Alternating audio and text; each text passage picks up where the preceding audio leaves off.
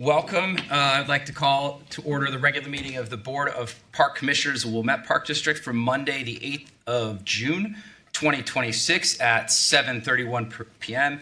Could we have a roll call, please? Commissioner Duffy. Present. Commissioner Adrianopoli. Here. Commissioner Clark. Here. Commissioner Murdoch. Here. Commissioner Frazier. Here. Commissioner Goebel. Here. Commissioner Leahy. Here. We have a quorum. By way of an announcement, earlier we had a FinCal meeting. 2 points. One, we're going to have another FinCal meeting the first week of July that it has been scheduled just as an update. And second, I'm really pleased to announce that Commissioner Duffy is the FinCal chair and will be handling these for the rest of the year. Moving on to 2.0, the consent agenda. I move to approve the consent agenda of the June 8, 2026 regular meeting of the Board of Park Commissioners, a copy of which is to be attached to and become a permanent part of the minutes of the meeting. Is there a second? I'll second. Without any discussion, otherwise, Chris, can you call the roll, please? Yes. Commissioner Duffy. Yes. Commissioner Adrianopoli. Yes. Commissioner Frazier. Yes. Commissioner Clark. Yes. Commissioner Murdoch. Yes. Commissioner Goebel. Yes. Commissioner Leahy. Yes. Motion is approved. Motion is approved. 2.0, everything under the consent agenda is approved. Moving on to 3.0, any additional communication and correspondence before public comment? Received a very nice message thanking us for our sensory swim. I also received that message. That was a pleasure. Yeah. We hosted one of 3 sensory swims yesterday, and that's a text I like to get. Moving on, 4.0, public comment. I have none on my sheet, but I imagine there are some that would like to speak. Raise your hand if you'd like to speak. Mr. Wilmette. Mr. Wilmette, will you announce your name? Did you want to speak? Oh, sorry. Oh, Walter. No. Walter. Mark is Mr. Wilmette. Walter's kidding. He's kidding. I think you're, Mr. Wilmette. All right. Would you like, I ask you this every time, would you like us to hold that for you? No. Okay. I'm okay. I'm starting my tape. Good evening, Mark Miller. Some people call me Mr. Wilmette. Some people call me that guy who just complains about everything. But other people are very happy. They consider me a watchdog, a taxpayer advocate. I will say the Park District does a pretty good job. I wish the village would be a little more conscientious on some of the other things they work on. Yeah, we have a Facebook group, Wilmette Connection. You can follow. We post a lot. We actually have almost 14,500 people on it. We used to have 300. So people think that I'm the mayor, the park commissioner, or who knows what. But we're just people just hanging out, doing nothing. So I lost my notes here. Okay. So I got 3 minutes here. I want to say good job on the music. There's 28 dates between the village and the park district. Thursday, Wallace Bowl is going to have a concert. I expect everybody in the room to be there. You know where Wallace Bowl is? It's over at Gilson Beach. It's going to be It's going to be live music. It's free, and there's free parking too. So that's a commercial for that. I got to say, Wilmette is great. I love living in Wilmette, but I'm concerned about property taxes. And there's presentations later in the meeting by a couple consulting firms with feasibility studies. Feasibility studies usually means a bond issue, spending money, seeing doing more stuff. And I like Park District and schools and the village, but sometimes I think we need to lower the size, scope, and cost of government and have the private sector. Like there's rumor over at Beth Hillel that they want to build, after the police department is using it for 2 years for a temporary location. By the way, the police are building a new $40, $50, or $60 million police station. Side note, their groundbreaking is tomorrow at 5 o'clock. If you guys are hanging out and want to see where your tax money is going. Over there on Ridge, they're going to stand there and shovel some dirt out. Anybody can go. But they're using the Beth Hillel congregation over on the west part of Wilmette as a temporary location. After that, the rumor is the Park District wants to tear it down and build a new $70 million indoor aquatic center. No one will confirm that, but no one will deny it either. And maybe that's what these feasibility studies are. One other quick point, I've asked if they could cut the bushes in front of the sign in front of the pool. They put huge bushes there, and now you can't read the sign. So I don't know which Speaker's 30 seconds. Okay. But you can, Yeah, I'm going to take 8 more seconds. That's fine. But I'm watching the clock here. You get 3 minutes, by the way, people watching here. Yeah, cut the bushes over in front of that. You don't put bushes in front of a sign. But don't worry, the Wilmette sign, when you come in on Green Bay Road, that's also covered by a tree. So I'm at 252 Mark Weiermiller. You can follow me on Facebook. You can also follow me on Twitter. My Twitter handle is Public Policy Man. So I claim to know a lot about it, but I don't. Thanks a lot, and good luck with the meeting and the feasibility studies tonight. Thank you, Mark. Is there any other public comment? All right, seeing none. Also want to mention the WOW Swim is this weekend. Commissioner Duffy, a former champion, is defending his crown. Great fundraiser. But back to business at hand. 5.0 consultant interviews. Chris, can you tee this up? Yes, absolutely. All right, so you have a memo in your packet that lays out our process that started earlier this year with an RFP that went out for a comprehensive recreation facilities feasibility study. A little background on that is that we have a property at Big Tree Lane that the district has purchased in 2024. As you heard, is currently being leased by the synagogue as well as the police department through 2027. And so in an effort to plan for the future of that site, we also took into account two of our largest facilities, which is why you hear the term Comprehensive Recreation Facilities Assessment. We have Centennial Recreation Complex and the CRC facilities that are both older facilities, and so we want to make sure that we're mindful of what we have existing now and what we are looking to in the future. And so with that said, we have that included as part of our RFP process. The district was really excited to see 9 proposals received for the RFP process, which is, at least in our realm, that's a really good number. I think that it says a lot about the community here in Wilmette, that people really wanted to work for this community. And I'll say of the 9 firms, all very high-level firms, it's an incredibly competitive group of firms.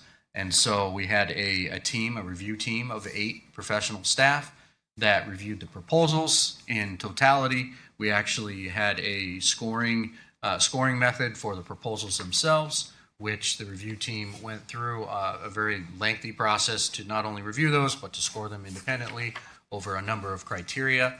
Once that was done, the review team met. We reviewed all of our scores and comments on all 9 proposals that were received, then brought it to a finalist group of 4 firms, 4 very, very competitive firms that have a great name within the recreation industry. And staff and the review team had interviews for that process, of which we have narrowed down to 2 finalist firms. At the conclusion of the finalist interviews, staff again completed a scoring rubric as well as combined all of our comments, and all that information was reviewed to bring the 2 firms that are here tonight in front of our park board and our community to go through a series of questions. And first of all, I want to thank all the firms that submitted. This is a ton of time for not only for the review process, but for the firms who are here tonight, and all of the firms that made it through the process. And they chose us, and I think that's something that I'm really excited that we're in a fortunate place to have such a tough decision in front of us. But I just wanted to say that out loud to thank the firms. And then tonight we have the 2 finalist interviews. Do you want to go over the process? And I had the same note. I want to reiterate 9 submitting firms is an excellent result for something like this, and we have an immense amount of gratitude for the submitting firms. It was a highly competitive process, and highly competitive process is indicative of reflects positively on the district, the people, and the project that's in front of us. So Executive Director Lindgren and I also mentioned the staff work. I think he's undersold it a little bit, the amount of time and effort our professional staff put into this, in addition to doing their normal excellent jobs, is really a great thing, and we all appreciate that. And thank you to the finalists. We have Dewberry in front of us, and Wight is sequestered. So public presentations, in addition to all the other work you've done, we understand that that's unusual, but this is an unusual project. They're different locations and endless amount of possibilities. And it's important for us. It truly is important for us to do this publicly because of the long-term impact, the public interest and scrutiny we receive. Wilmette is smart. They show us that all the time, and we really do appreciate you being here. And I'm certain the many residents that are going to watch this now and in the future appreciate it the same way. So I'm going to facilitate the discussion tonight. You'll have 20 minutes for a presentation. I'll let you know when there's 5 minutes left. I'll politely do it. And with 1 minute left, I'll politely also ask you to summarize and finish. For the question and answer, each of us has some questions that we've spent a good deal of time working on. For timing, we did hope to keep the whole thing per group to about 45 minutes. I'm assuming it'll be 45 minutes. I would say that Wilmette likes direct responses. And also add, we're not going to be scoring on word counts. So I'm not asking you to be succinct, but it is appreciated to us to stay to 45 minutes. We think this can be done in 45 minutes for both yourselves and the other firm. Commissioners, I will mention when we're at 45 minutes. We obviously can go longer because this is important information for the public, but be cognizant of the time you consider follow-up questions and the relevance of that. I will be giving those same instructions to Wight when they come in here. So I'm truly interested in fairness. And with that. Yeah, I would say when you come up to the microphone, just make sure if you're referencing another team member, that your team member is able to go up to the microphone so that we can hear it on the recording later. And if we have some sort of snafus, I'm not going to sit here and mark down time. Like, we want as much information as possible in a reasonable way. Okay? Yeah. All right. The other one thing about the microphones is yes. this section here is what moves. It's this articulates. And that is a it's test. directional. Yeah. So, yeah. We are testing you with our microphones. The floor is yours. Okay, I will start with the microphone. Can everybody hear me okay? Yes. Okay, perfect. And our presentation is up. So my name is Doug Pfeiffer. I'm with Dewberry, part of the architecture firm, part of our team. I'm going to start with just a brief introduction of the other team members that I have with us today. Our qualifications, I think you have access to our qualifications. The community can have access to our qualifications as well. What we really want to focus on today is our process, have an opportunity for you to meet the team members that you'll be most engaged with in the process. So you hear about our process, a little bit of the philosophy of how we approach these kind of projects, and then respond to questions. So there are three of us with Dewberry that are here today. Jeff Kepler to my left, who's going to be up in just a moment. Jeff leads our recreation team. He's also a lead designer on our projects as well. Brian Kerner, who is currently behind me. Brian is our project manager. So Brian is the individual that will be in the forefront for the rest of our team, and you'll have regular communications with Brian. I'm joined as well by Jacqueline with PCI. Jacqueline is part of the team representing community engagement and help us make sure that we are communicating clearly along with you to the community and seeking input at appropriate times in the process as well. And then we do have one other person on the screen here, Darren with Ballard King. United Airlines had a say tonight in his participation in our presentation tonight. Unfortunately, he was caught in a tarmac in the storms today. But Ballard King, hopefully you recognize their name. They are top of their field for financial and pro forma work on the projects as well. So they are part of our team also. And so kind of setting up the rest of our conversation here, I just want to take this moment to acknowledge a couple of other team members as well who are not with us tonight. Elara Engineering is a building engineering company, mechanical, electrical, plumbing. We've worked with them for many years. They're based out of Hillside. They are early adopter of sustainability credentials in their field. Fantastic engineering firm.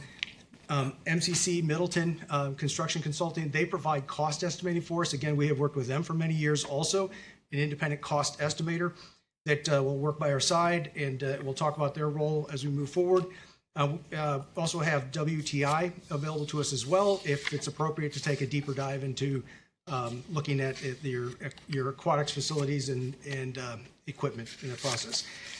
Collectively, as we tried to build this team, what we're trying to bring together is a fresh set of eyes to look at your facilities, with the exception in a critical role of Jacqueline, who has experience in the community here, to make sure that she can guide us in the overall process.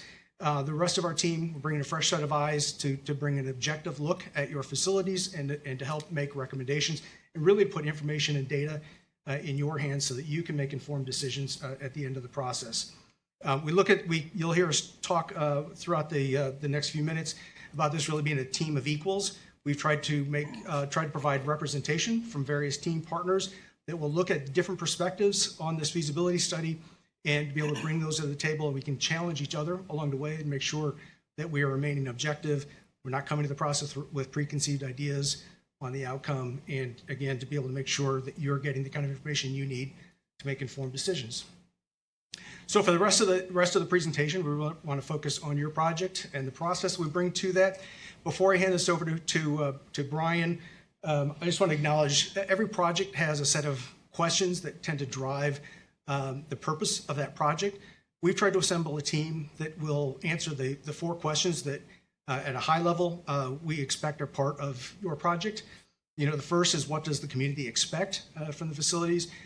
Jacqueline will help us to both make sure that we are building upon work that you have already completed with your comprehensive plan, the vision, the mission that is set, and from that take a deeper dive into your facilities at this point in time. From the facility perspective, we want to help answer the question, what is the current state? Make sure that we have a clear understanding of the current state of the facilities. That's where Dewberry participates in this process. Again, taking a look at really what is the ownership costs of the buildings. Even if you were to do nothing moving forward, make no changes, there's still obviously a cost to maintain and upkeep of those buildings. We want to make sure that we start from there as a baseline and then build from that and put options on the table. We want to understand the viability in the marketplace for increasing program opportunities in the various facilities as well. And that's where Darren and Valerie King play into this as well. And at the end, we bring all that information together to help provide options for you on what's possible. So, Brian, you want to talk a little bit about your project management philosophy? Thank you. I'm Brian Kerner. Being a project manager for over 25 years, I realized there's 4 basic criteria that really make a successful project. One is the team, communications, responsiveness, and expectations. Having a great team around us brings their own unique experiences to the table. That helps with the approach. It also makes my life a lot easier as a project manager when I have great people behind me. The expectations, we need to know your hopes, your dreams, your desires. What is the end goal that you want for this project? So that when I communicate those to the team, we're all moving forward to this same goal that we have set for each other. And the responsiveness, it all falls apart if we're not responsive. We're going to have to share information back and forth in a timely manner. If we don't do that, everything starts to fall apart. So responsiveness is very important as well to the success of the project. As we start the project, we're collecting information. This is where we get started with the process. We need to understand what the stakeholders are. Obviously, your community, your staff, the board. We need to know those critical success factors, which are those expectations that we have for each other, whether those goals, your risks, your desires. We need to gather the information that you've already collected so we can start our database of information, so we're not starting from day one, we're already into the project. And then also spend time listening, and that's how we really develop our approach. And now Jack is going to talk about how we do that with the community.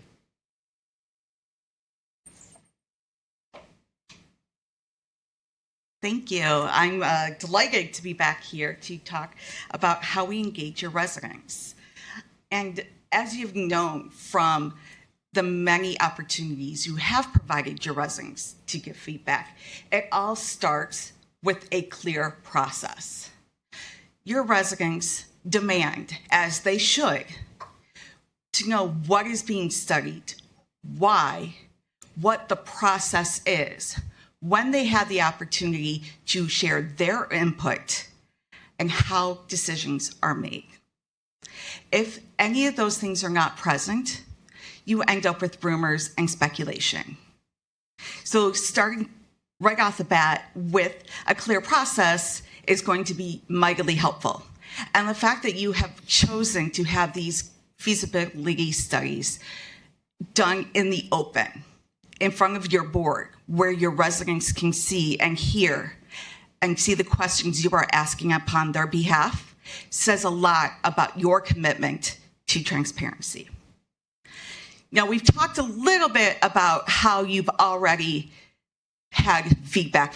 You've had your strategic and comprehensive master planning. You've had feedback on your website when it was redone. You had a beta test group, and you've also had several feedback groups on the future of Gilson Park. So you're already active in that. And most importantly, out of all of those, is that you continue to share accurate and timely information. And you make it easily accessible to your residents and in the manner in which they want to receive it. So that could be regular website updates, that could be through e-news, that can be through social media, that can be through a bunch of public presentations, feedback sessions, things of that nature. You're already well on your way with that.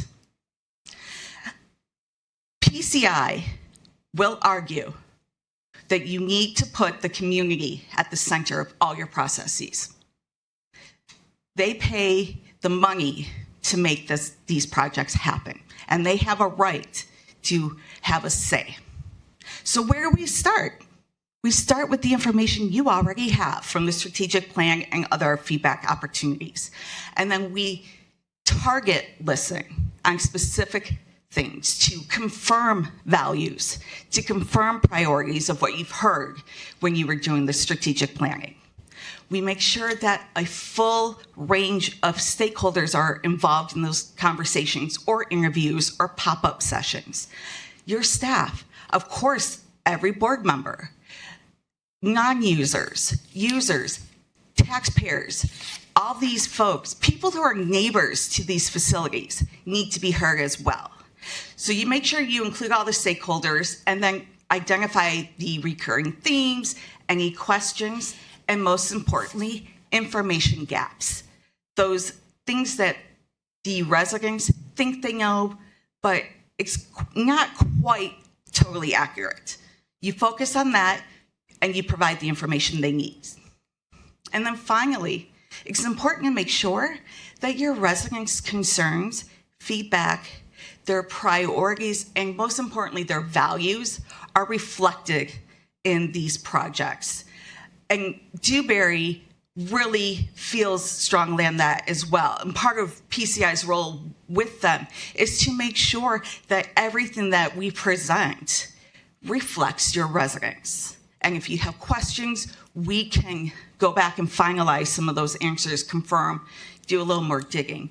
But it's important to listen, to analyze, refine, give the community the opportunity to make refinements to the projects they've seen, and then final recommendations come to you with their priorities and their hopes and dreams, fully realized and reflected. Now, Jeff is going to share with you how we make that happen. Thank you, Jackie. Once again, my name is Jeff Kepler with Dewberry Architects. Pleasure to be here tonight, so thank you for the opportunity. So there's a lot of exciting things that are going to come out of this study, a lot of exciting directions that we want to proceed and study here. One thing, obviously, is the Big Tree Lane site, but in order to do that, we need to make sure that we're fully understanding the Park District right now as it is, the work that you've done with previous studies. So we need to study your existing facilities, particularly the Centennial and Community Recreation Centers. So what our intent there and the goal there is to help you understand the reinvestment required in those two facilities to continue to serve your community, now and into the generations in the future. So as we start looking at other pieces of property, other opportunities, we just really want to have a whole big cohesive picture of what any improvement opportunities look like, just so that we understand financially what the ask is for any investments, not only from a capital standpoint, but also from an operational standpoint. So our facility assessment begins with our architecture team, our mechanical, electrical, plumbing engineers, and our aquatic consultants, spending the better part of about 2 days on site, looking around existing facilities, documenting items such as the system's age, when the expected lifespan of those ages, those systems are going to be, but also looking at the existing facilities from a light of how was it originally constructed? What are going to be some impasses if we try to expand the building or renovate the building? How are those existing facilities serving the existing population in the programs that happen within? Are we sacrificing program and wait lists and number of people that can be accommodated in those spaces due to square footage requirements? So we're really looking at the investment, but we're also looking at what are the existing facilities and how can they serve the community. And so once we start to understand the existing facilities, the investment required there, one of the important pieces that we're going to be doing in that process is making recommendations for improvements. So those recommendations begin to build a cost estimate of just the capital reinvestment. So once we have that, then we can start studying big picture. How do we make either new programming opportunities for the community viable, or how do we make improved programming opportunities through the existing facilities viable? But the number one important way to proceed forward with this is to do it together. A collaborative process always achieves the best results possible. We find that if anything happens in a vacuum, then we get pushback, we get feedback, and we're not answering the community's questions. We're not providing what the community is asking for. So we recommend proceeding with the idea that we start with a stakeholder group, that we have a sounding board from maybe differing opinions, different groups that use the facilities, so that we have a collective voice as we go through the process and test different solutions. We can do it together. We're not presenting, here are options for the community. We're asking the community how to help develop options for this facility, for these facilities. And if we were able to work cohesively and collectively together, then we begin to build trust with the community. We begin to build better buy-in earlier in the process, and overall a smoother process throughout. So how do we share this with the community? We have a lot of information. We have a lot of different deliverables at each different phase. There's market analysis, there's financial analysis, there's community feedback, there's the report from the facilities that we provide. So we ultimately are working towards one final report that has an all-encompassing collective group of information from this study. And some of the things that we look for in that, when it comes to the existing facilities, is grading the existing facilities based on a number of criteria, from ADA. How do you meet accessibility? How do the systems perform?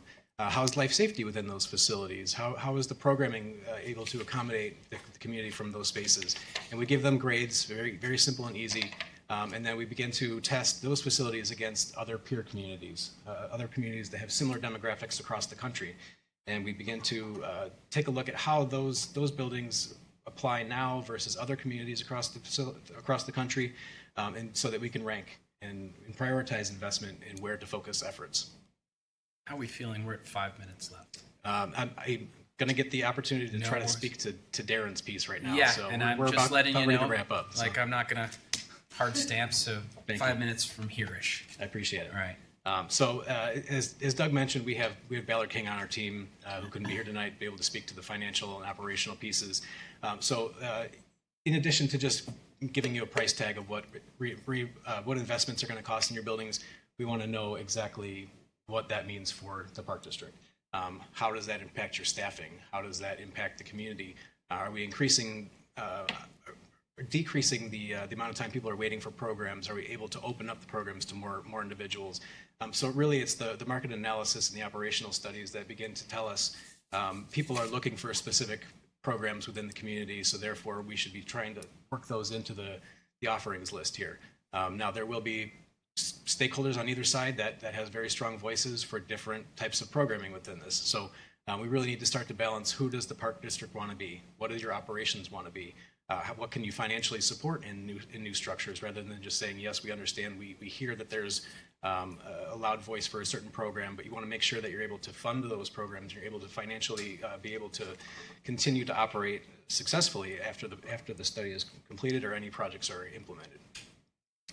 So part of what we can do to that is baseline against other communities through NRPA standards, through ESRI standards, through the Center for Endowment for the Arts. So we're using the other communities as baselines so that we can help inform and make educated decisions on how to proceed forward.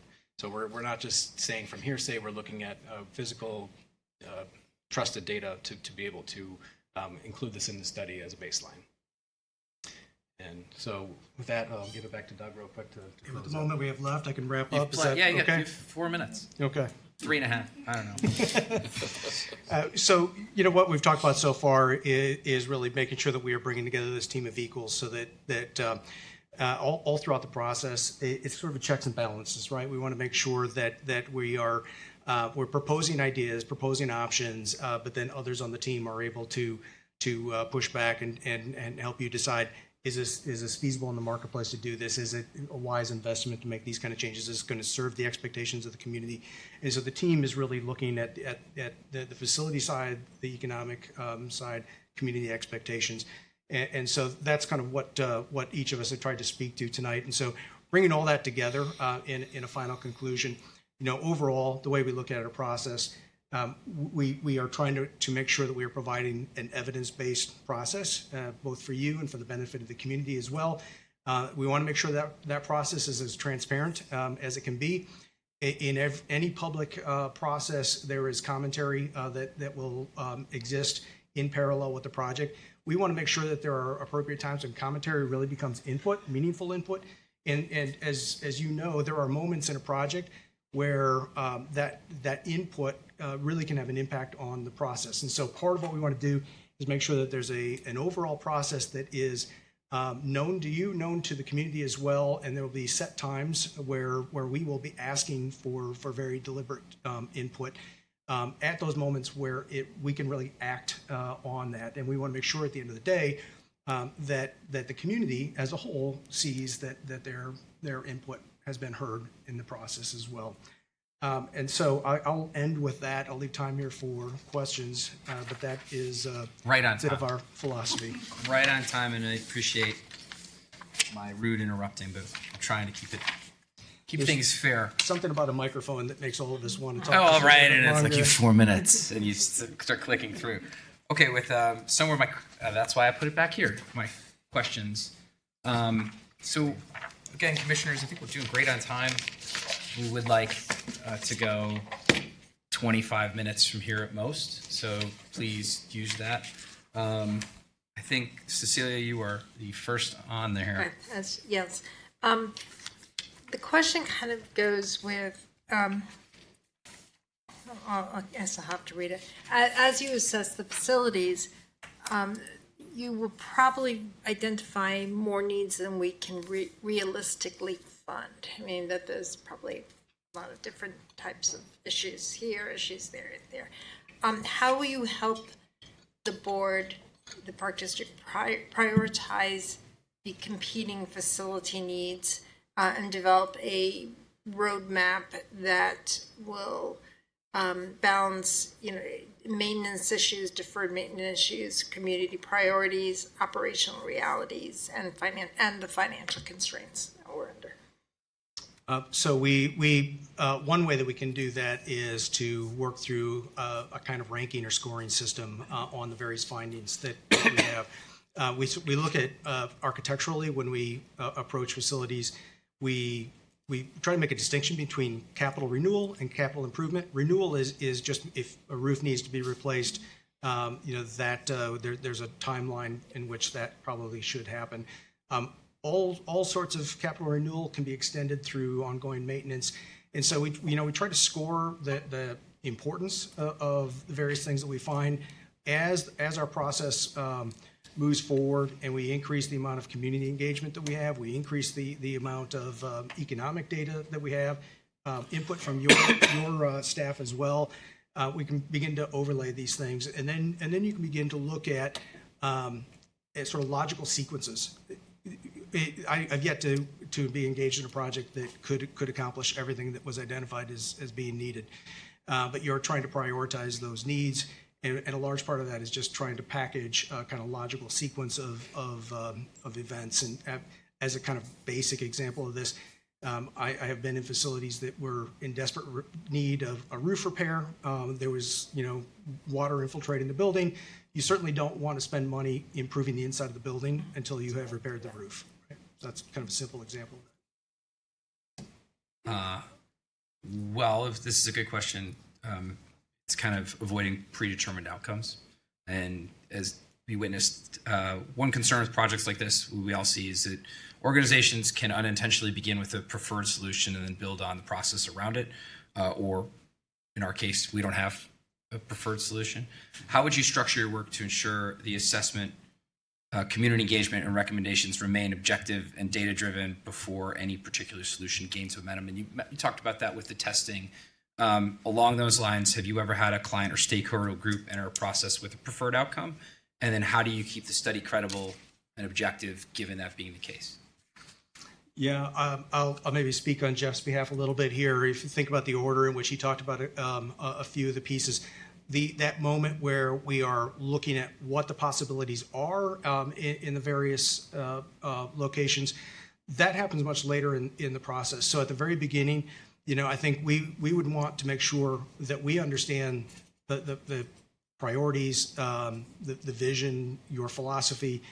Things that I know are we want to validate that we can rely upon what is in your comprehensive plan and what may need to be updated in that, but use that as a foundation so that we understand the how we're going to work, sort of the range. There is always boundaries around every study. There's things that we might agree to at the very beginning are just going to be outside of the boundaries of that study. But whatever is within that study, there is a sequence of information that we'll gather, bring back to you, and then that process of trying to put it all together and imagine what's possible, that really happens towards the end of that overall process. And so by that time, if we've done our work right, we've allowed enough time so that you can make that information available out in the community. Others have a deeper understanding of the condition of the existing buildings, what the needs really are, and everybody comes to the table more informed on what the possibilities could be. Thank you. So, thinking about projects you've worked on, would love to draw on an experience where you had a community that ultimately supported an investment after previously, resisting or rejecting that type of investment, and just wondering what change or lessons learned could apply to Wilmette.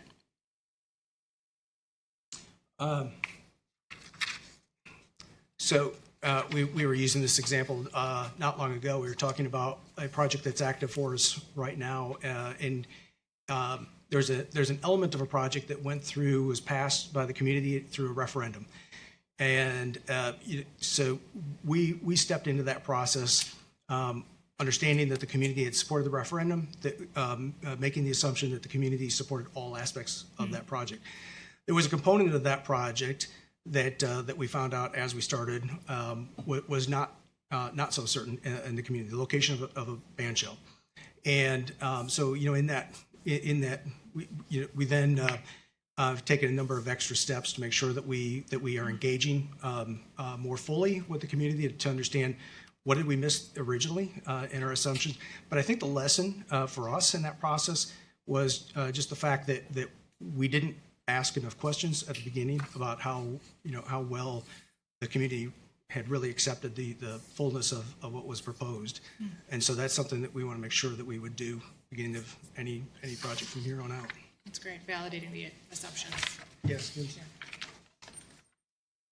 I just want to add to that, as he alluded to, it's the community engagement portion of it. PCI worked with a local library several years ago, and the first referendum did not pass, and it lost by less than 10 votes. It was super close, and it was divided on design. The building had one set design, and the community just did not like it, didn't feel it, felt in that fit. We recommended additional outreach opportunities, additional listening opportunities, and ultimately the community felt heard and understood. And then the next time they went up for a referendum, it passed 2-1. And it really just shows the importance of making sure that your residents are involved in the process at appropriate times. Thank you. Thanks, Doug.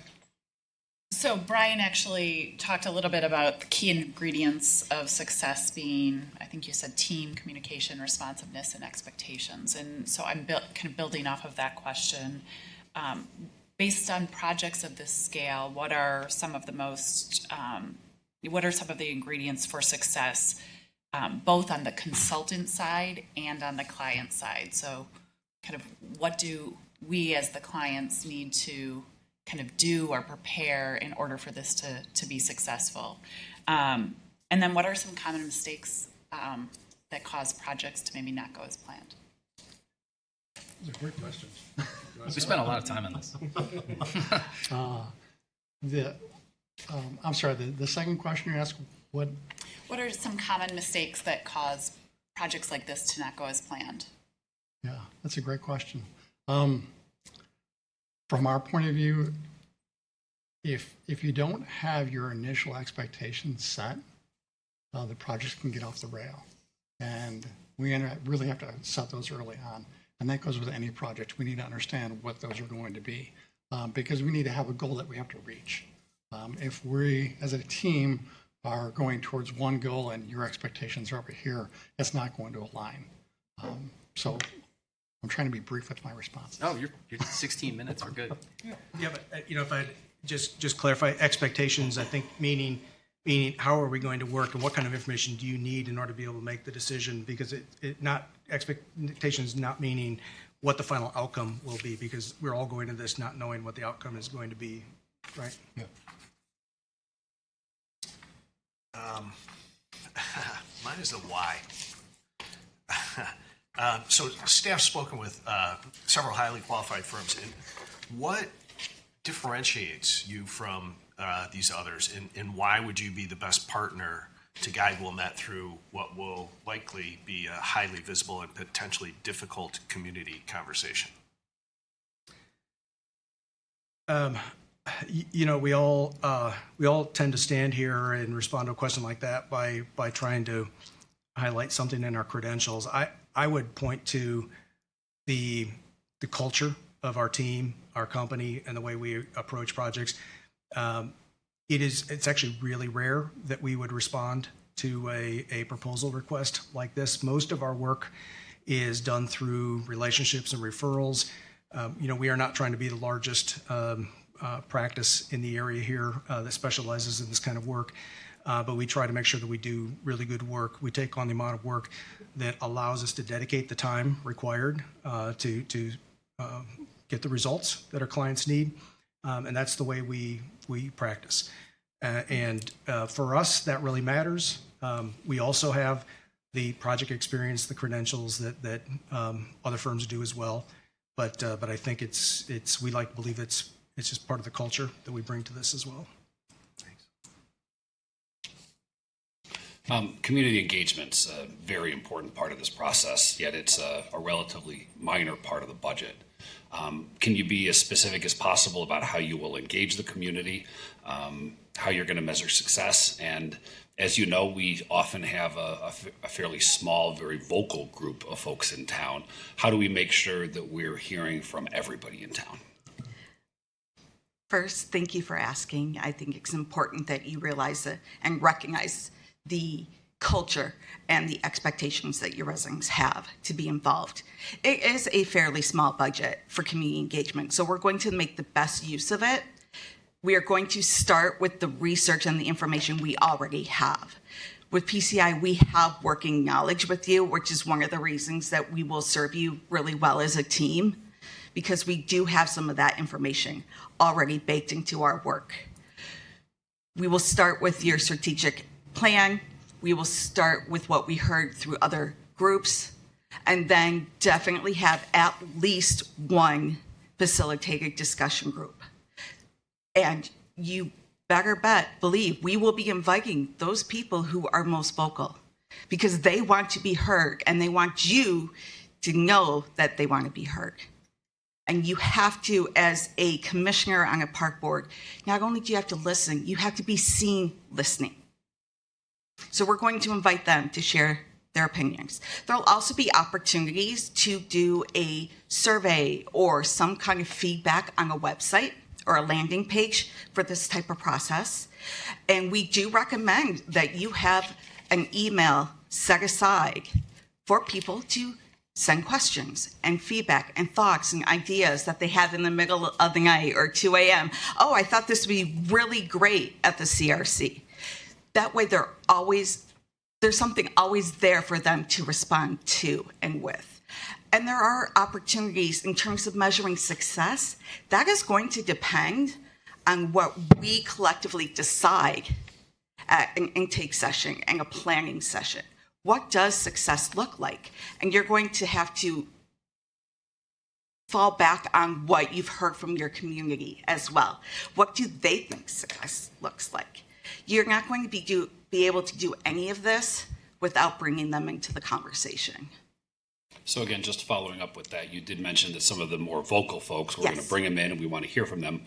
What about the silent majority, if you will? How do we reach those other people that maybe aren't normally as engaged and make sure we hear what they're saying as well? Well, many of them will be or represented by folks in the facilitated discussion group. When you facilitate a discussion group, it's important that the facilitator is trained in order to hear from the most vocal and pull out for those who are not, so that everyone is heard and nothing is more weighted than another just because they're louder. And at the end of a discussion group, what you do is look for themes, not who said what the most, if it's one person, or who said what the loudest, but what you're hearing over and over in terms of questions, visions, misinformation that they think they have information that's not accurate. Do they trust you? Do they trust what you're putting out? And that's where we identify our opportunities and some of our challenges.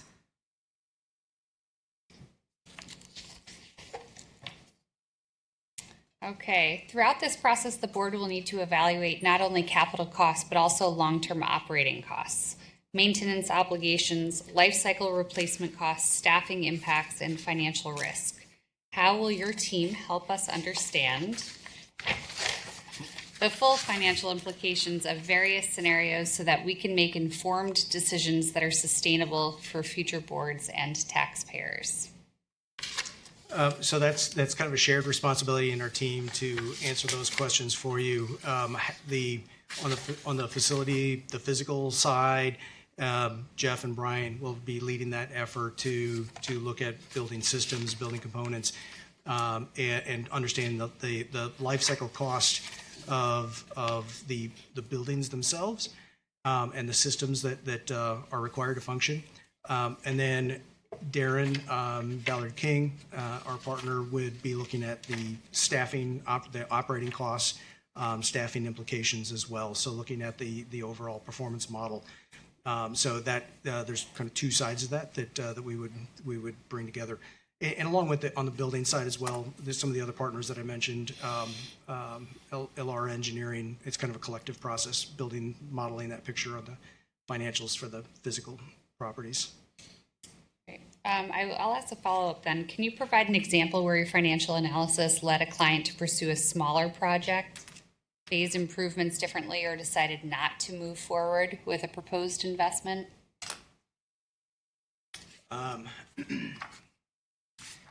Yes. Yes. I'm trying to think. I wanted to see if I could give an example, both from Ballard King and ourselves. I was trying to remember an example. But certainly from our experience, just within the last couple of years, Brian just mentioned we have been working with representing Oswego Land Park District, and that's a case where after looking at the range of needs that they had in their district, there was a desire to construct a larger operations building, admin building. Eventually, there was a need for field house. Ultimately, when presented with all the information, they chose to start with a much smaller project in order to build trust with the community. So they began with a smaller operations building and administrative office. And they wanted, again, it was the first project that they had built in quite some time. They wanted to make sure that they were doing things slowly, and so that they could prove to the community that they were being fiscally responsive. And so we've just completed that process. Now they're moving on to other projects. So almost all projects, because the need is almost always greater than what's possible at the moment. Almost all projects involve some kind of long-term planning, phasing options that are part of it, so that you can think about how to sequence, approach the other needs in sequences over a decade, 2 decades sometimes. Okay, well, I do have a closing question, but before I do that, I've heard a couple. Well done, by the way, on integrating some of the follow-ups into your original question. Is there anyone that wants to ask their follow-up? No, I do, Mr. Duffy. I love your follow-up. We have 7 minutes. If we call 3 of your clients today, what would they say is the single greatest strength your team brought to their project? It's just generic enough, but tough. Yeah. Well,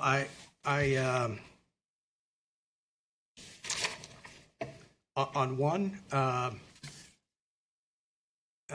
not gonna attribute these to individuals. One project we're working with right now, I'm certain that they would recognize the level of commitment that the team has provided them. I know for a fact that Brian, because I sit next to Brian in the office, I know for a fact that Brian is on the phone almost every morning at 7:30 in the morning, providing updates to that client. We are now multiple years into the relationship with that client. We've got large projects active at the moment, but we are available at all times and responsive at all times. And so I think that piece they have recognized many times. I believe that our clients would also recognize that we do not try to push solutions on them. We try to lead and facilitate the right kind of process and questions to help our clients make decisions that they're comfortable with at the end of the day. We don't let design ambitions or aspirations try to drive our process or the outcomes. And so at the end of the day, all of our projects reflect the values of our clients. And last, I think is I think all of our clients would recognize that they've been able to rely upon us and trust us to keep things moving forward in a timeline that was expected, keeping things on budget, and minimizing surprises in the process. So you obviously put a lot of work in your packet, and we appreciate that. So after doing all this work and learning and reviewing kind of a high-level view of our facilities, what do you believe the most difficult issue for the district will be to navigate during this process? Candidly. I think it's, I suspect that it is going to be making sure that the community is keeping pace with the information that we're finding in the process, and being able to connect into the process in an informed way based upon the findings that you're gathering, and be able to help make the kind of smart choices. I mean, that's a challenge in all communities, but I suspect that's with this kind of project that is usually the most critical piece for us. Thank you. On behalf of all of us, thank you. Thank you for coming up. Thank you for an unusual situation. So I'm going to motion for a recess. So moved. All right. All in favor, say aye. Aye. Well, we take 3 minutes. So thank you very much. Thank you. Thank you. Thank you.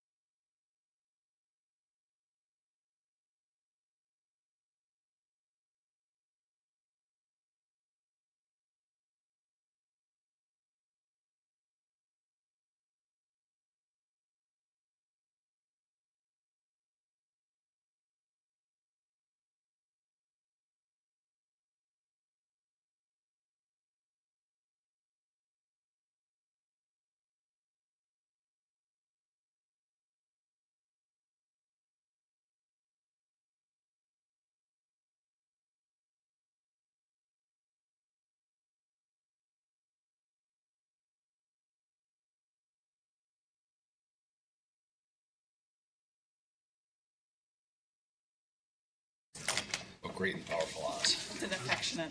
You guys can have a seat. I read something to start the last one, and out of fairness, I'll read it to you so it's fine, okay? And then we'll start the clock. Okay. So it is, okay, gavel time, on time. Welcome back. It's 8:30. The door's closed. Great and powerful Oz says we're ready to go. Commissioner Duffy, as an expert, do I need to do anything to bring us back at recess? No. All right, so we're back into 5.0, the consultant interview. And I did want to say thank you to the finalists, which is, of course, you two. Public presentations, in addition to everything you've done so far, we understand is unusual. But this is an unusual project. The different locations and the endless possibilities. It's important to do this publicly for the board because of the long-term impact, the public interest, and the scrutiny. We had some public comment just to start the thing. Wilmette is smart. We see this all the time. And we appreciate you being here, and I'm certain that the many residents interested in this project do as well. I am facilitating the discussion tonight. You will have 20 minutes for the presentation. I'll let you know when there are 5 minutes left, about 5 minutes, and 1 minute left, and then about 1 minute left. If we get there, I'll ask you to summarize and finish. I'm very polite. I'm going by a round clock up there, so I'm more just trying to keep things moving along in terms of fairness. For the question and answer portion, each of us have questions and follow-ups up that we have spent a good amount of time on, and you may already be answering them as part of your presentation, in which case you might not get 2 questions from each of us. For timing, we did hope to keep these things to 40, 45 minutes, and we were able to do that originally and the first time through, so I will keep to that 45-minute, but I will let you know as we start to get there in terms of timing. I will say Wilmette does appreciate direct responses, and I will try my joke again and say we're not going to be scoring on word count. Okay, so succinct is good. So we can just say yes. Yes. Yes, you can. I've had this. Those are good answers. So then, commissioners, again, great job keeping on time last time. And I will say again, we can go longer, as this is important information for the public, but be cognizant of the time you consider as your follow-up question is relevant. And in fairness to the previous finalists, I'm going to try and make sure we keep it to 45 because they did a great job holding it to that. So with that, I'll start the clock. 8:34. Awesome. Well, we appreciate the opportunity to present. We had a great conversation a few weeks ago with staff, and we're excited to take the next step. Just agenda-wise, we'll go a little bit through our team, approach, and then the opportunity for questions at the end.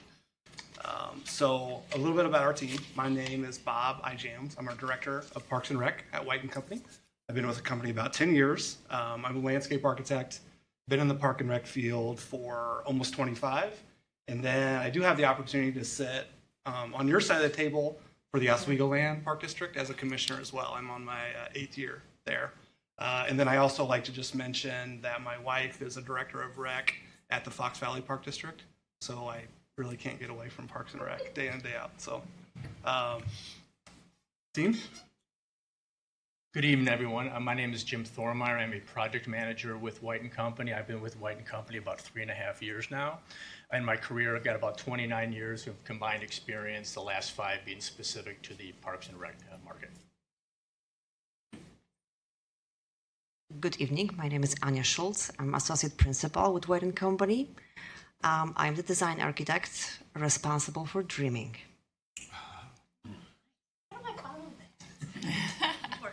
Start with an accent. I can. It's Midwestern.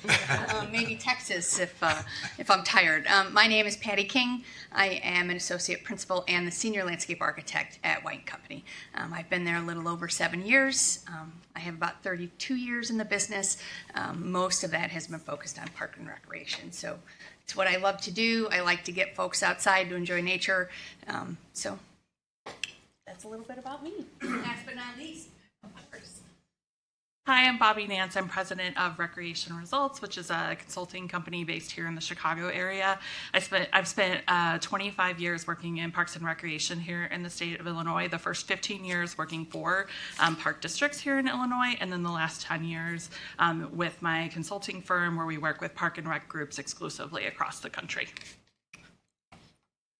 Hey, Bob, before you start, I'm going to just point out that these are directional microphones. If it's not pointed at you, it doesn't totally pick up what you're saying. Okay. And this, I don't know what what you call it, but this is the section that you can move around to point at you. Okay. Yeah. Cool, great.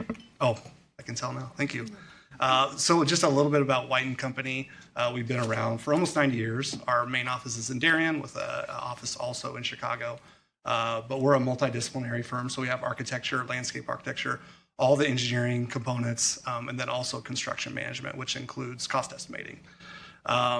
We're an integrated firm, so we work day in and day out, shoulder to shoulder, collaborating multiple disciplines together. So we really think we're better designers because we're builders, and then vice versa. One other piece about Wight and Company is we have Beyond Your Base, which is a public policy and tax measure component to help park districts and municipalities with those aspects. Within Wight and Company, which really is represented today, is our Parks and Rec team. So we have about 20 individuals that focus in on park districts, forest reserves, rec department work, and we really love anything that can be fun inside and outside. And I mentioned that I work with Recreation Results. Our firm really focuses specifically on recreation and understanding that better. So that involves data work, evaluation work, and also facilitation and working with staff and community to kind of better understand how park and rec agencies can be more strategic with the programs they provide and the way that they provide services. So we're really excited with how well what we focus on really dovetails with the needs of this project. All right, so we'll continue on with the musical chairs a little bit here. Jim, go ahead. Okay, so approach to the project. This is our understanding of the RFP. You've got three facilities that you're currently studying with this assessment. You've got the Community Recreation Center, the Centennial Recreation Complex, and the somewhat recently purchased property at Big Tree Lane, which we understand is fully leased through the end of 2027. After that, that's up for debate. So at the end of this particular facility assessment, this is how we envision what the final deliverables are. The process is going to be heavy engagement with the community and market analysis. And then what we provide is, obviously, we're good listeners. We understand you know your community well. We're here to engage with that community, understand what your current recreation needs are, what you want your future recreation needs to be, the costs associated with that vision. And at the end of this process, you will get an executive summary that includes a recommendation from us on how to achieve that vision. So our approach, what we do, we're looking at kind of a high-level identity of how we envision this the strategy for the projects. We've come up with 6 different phases, and what we'll do is in the next few slides go into those a little more in depth. But what we wanted to do when we look at these phases is try to understand and put ourselves in your shoes from a board perspective. What kind of questions would you want to see answered, and how do we execute on those questions?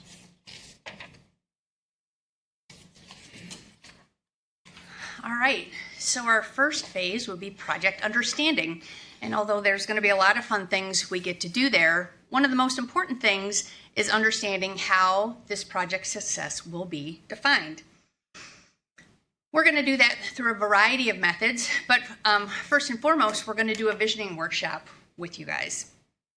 We're going to understand what you like, what you don't want, but what you want but don't have. That we're going to use this process to develop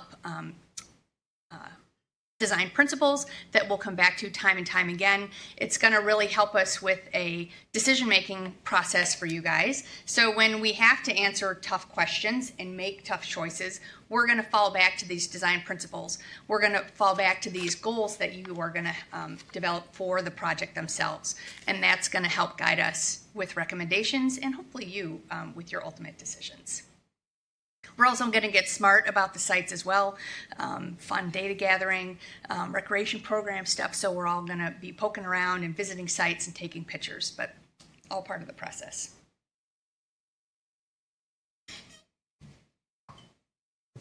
Okay, so the next phase, facility condition and infrastructure assessment.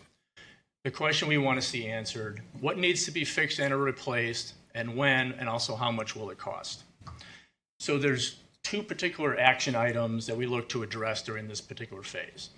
The first one, we'll meet with district staff, but in particular, we want to meet with building maintenance staff.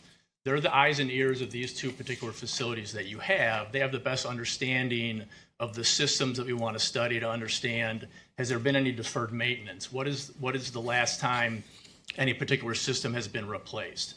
So we'll meet with them, start to gather that information. The second component of that is site visits from our full staff to focus on 6 particular items of each building. Building envelope, interiors, structure, and then mechanical, electrical, and plumbing systems. We'll come out to the sites, do full assessments of those systems. We'll also study, kind of do a high-level approach for code analysis, in particular with accessibility, to understand if there are any particular items that need to be addressed moving forward, and then any particular specialty systems, which in this case would include aquatics and the ice system mechanicals. At the end of this particular phase, you'll get a narrative that identifies the information we've gathered from your staff as well as our in-person visits. We'll put a priority system on what we feel needs to be addressed first. We'll put a timeline on when we think those need to be addressed, and then we'll put capital costs associated to it.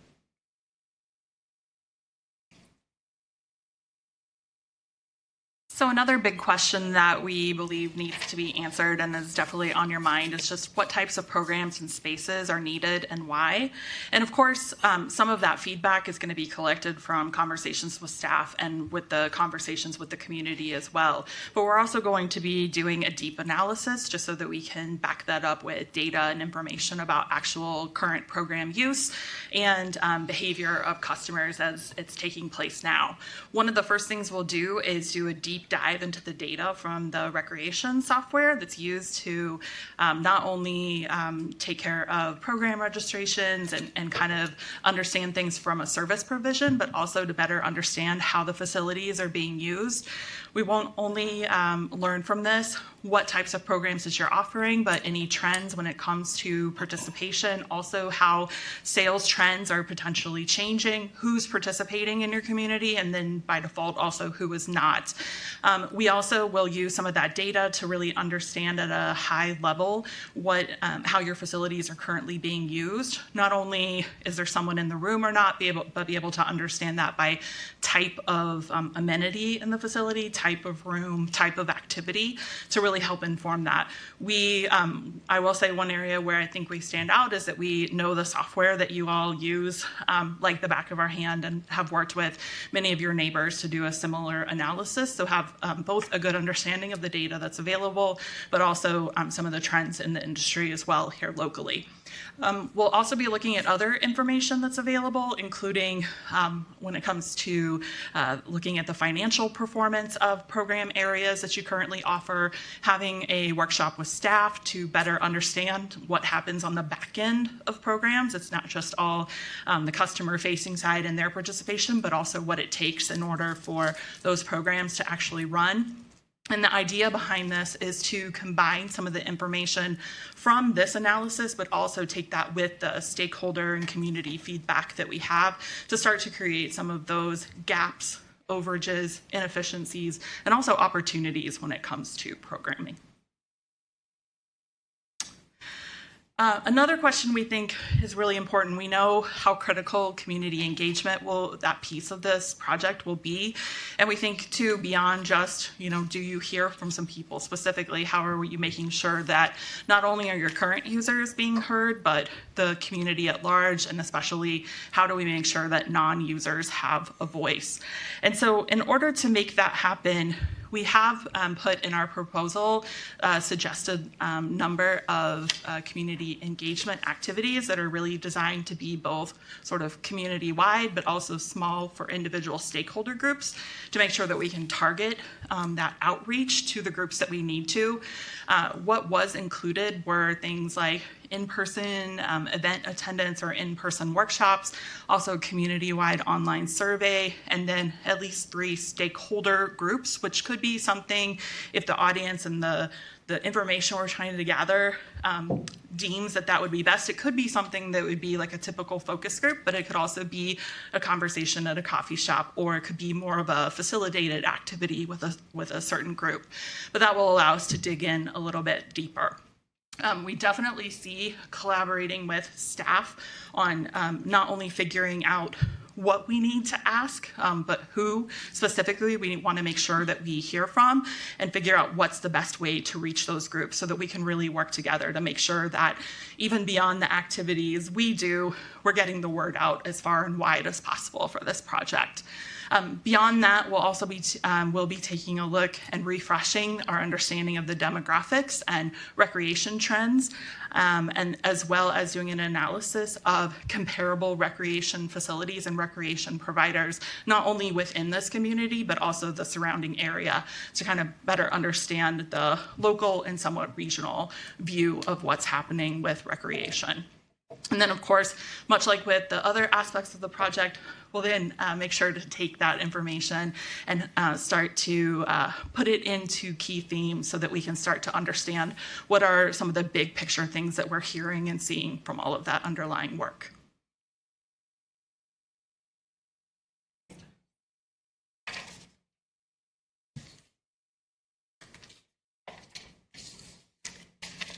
Will the recommendations be realistic and attainable? So when we talk about dreaming, we all are good at dreaming, and this is the moment when we put a price tag on them. So, of course, the dreams, we have to make sure they're grounded in the design principles and the guiding principles that we established at the beginning. We have to make sure they're grounded in what the community asked us to do and that we're responding to their comments. But this is the moment when our estimators that we have in the office, our builders will look at the options, will come up with multiple solutions for you, and will price them so you can make informed decisions on what is valuable for you and what would you like to choose to move forward with. So we'll make sure that the solutions that we're giving you are feasible or feasible, but are fundable.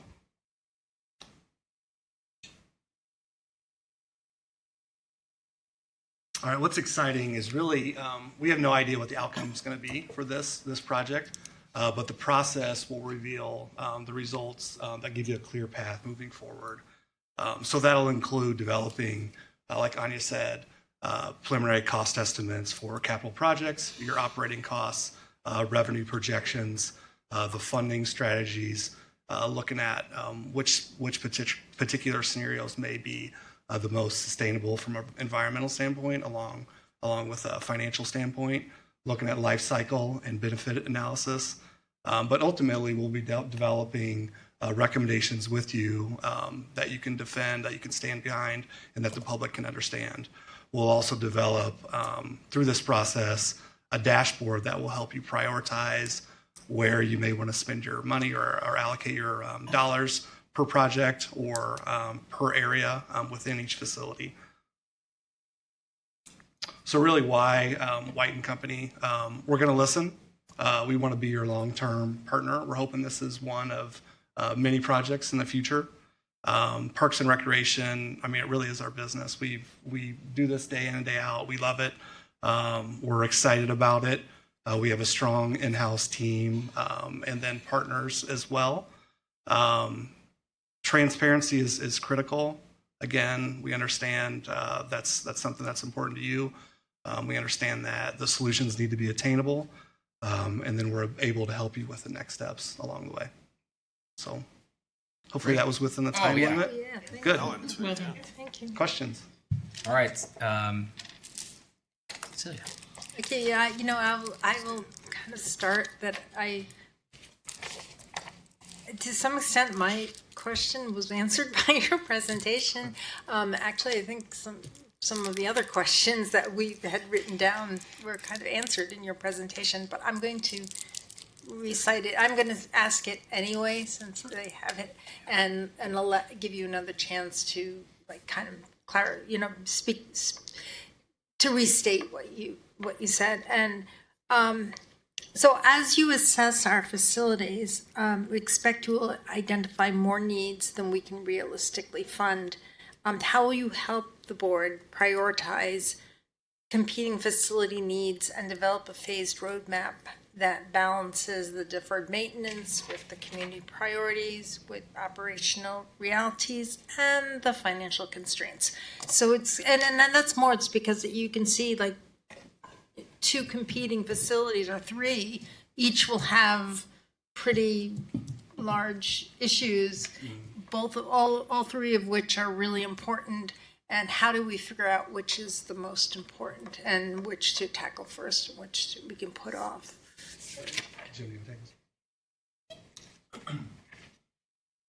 That's a great question. It's a lot. Get used. It's just wait. Yeah, I know. So I think what's key for our team is having the in-house cost estimators and the construction team as a resource on a daily basis.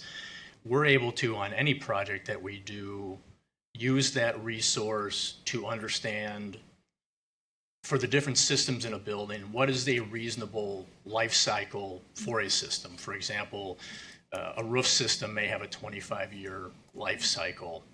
Ice systems, we worked on a project recently where we replaced an ice system with an ammonia system. With the resources that we have available and the cost estimating capabilities, we're able to kind of tell you and give you a prioritized list of our recommendations of when we think a system needs to be replaced. Now, when you've got an assessment like this with multiple facilities, looking at when we get into the community engagement component and the programming component, you may find that one of your facilities is a higher priority than perhaps the other two. And that might kind of guide you guys to determine that's where we want to spend those dollars because that's where we're getting more bang for the buck.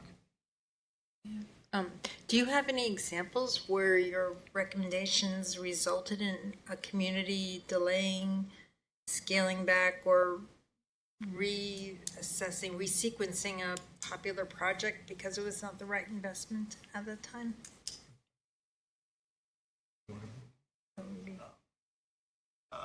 Yeah, one that just we wrapped up in the last year was Park Ridge Park District, their Oakton facility. So that was a facility that was aging with an obsolete ice mechanical system.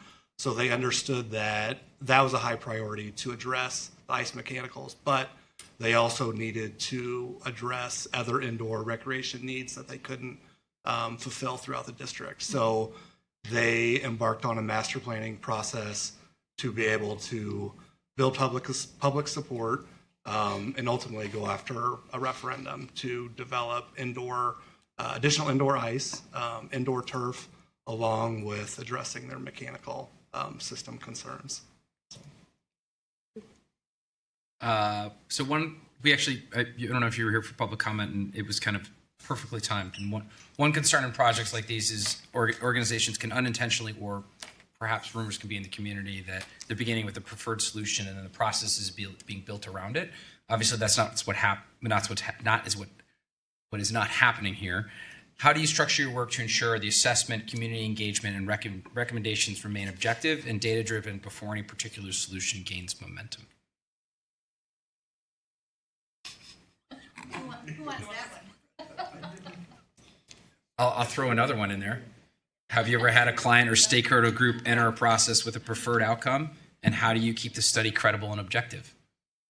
I can take that. I mean, it's really, sorry we paused on that other one, but I think we could all talk to it at some point. But it's really following the process.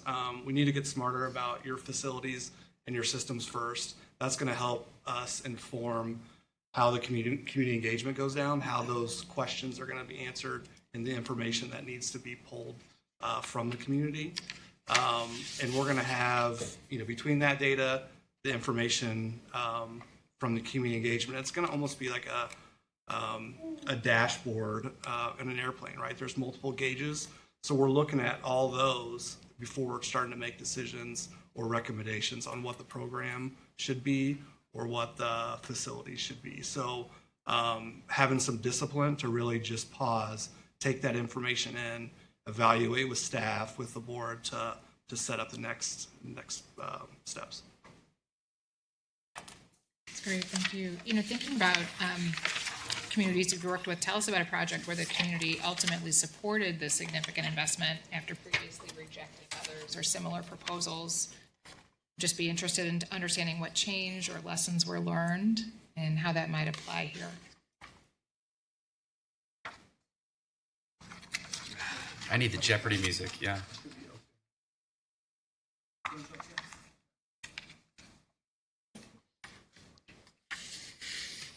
We can talk about Oakton all the time. There was a lot of lessons learned, you know, if you're interested, but we don't have that much time. So maybe we can talk about Glencoe Park District.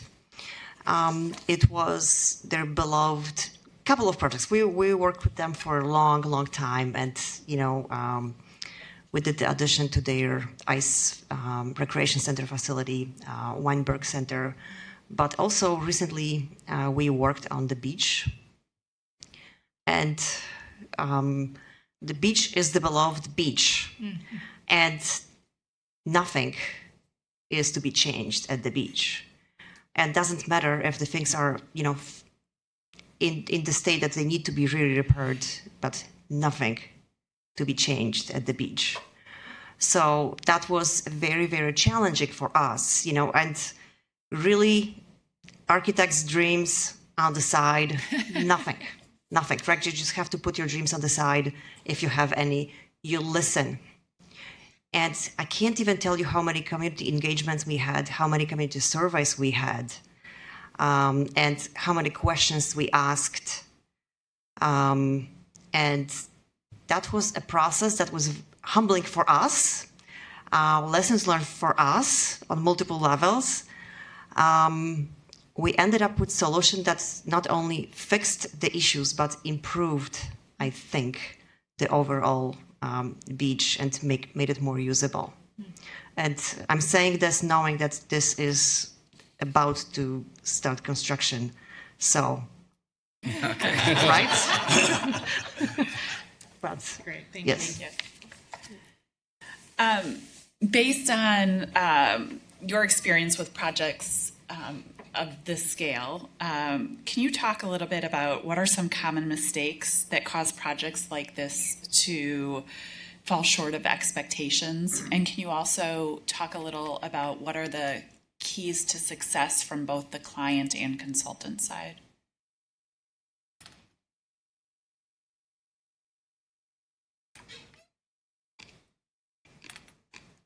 So I think the first part of your question,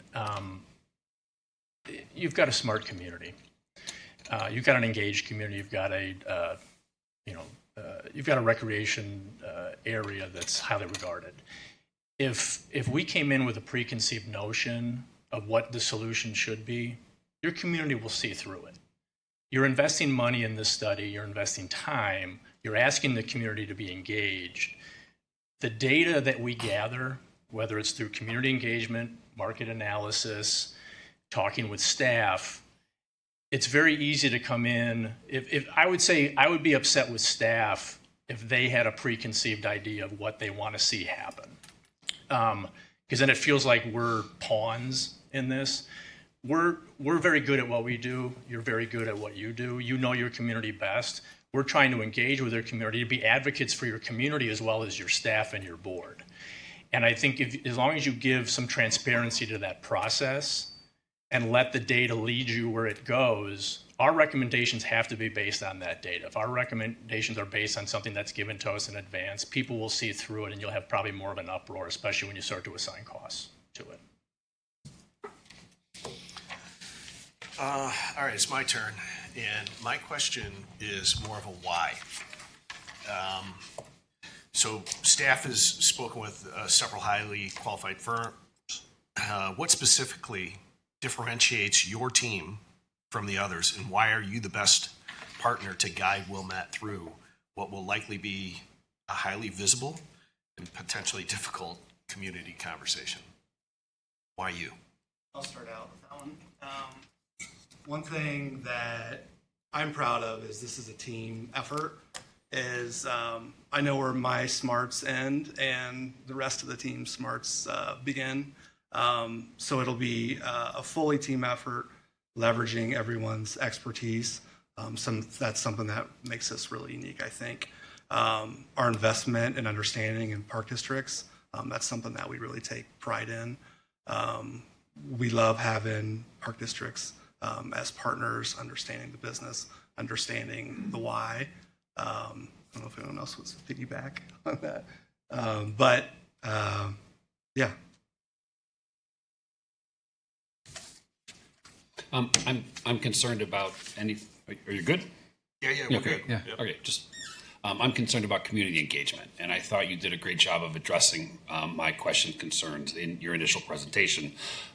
You gave some good specifics, but obviously it's a relatively small portion of the overall budget, so we're concerned about scope and depth. And so I guess I'd like to know specifically, how are you going to measure success, and how are you going to, in our community, we've got some very vocal voices, and they tend to take up a fair amount of oxygen, but how can we be sure that we're reaching everyone else and we're getting feedback from everyone in the community? Could you speak to that a little bit for me? And again, how do you measure success? Sure. Well, I think part of it is always approaching the process without, in this case, a predetermined path. We've suggested some things in the proposal for with the length of the project initially as it was proposed, and just kind of our initial understanding of it. Here's what we thought would be a good fit while still allowing a lot of flexibility there. I think though we know that we're going to have to not just work with our team, but really engage both the staff and the broader community to hopefully get that information out to people. So, for example, sometimes we've taken the activities that we've done, we've designed them so that the activities that we've done in person are something that then could also be set up at a facility or at another location so that we can get multiple use out of it without us necessarily having to be there to facilitate them all the time.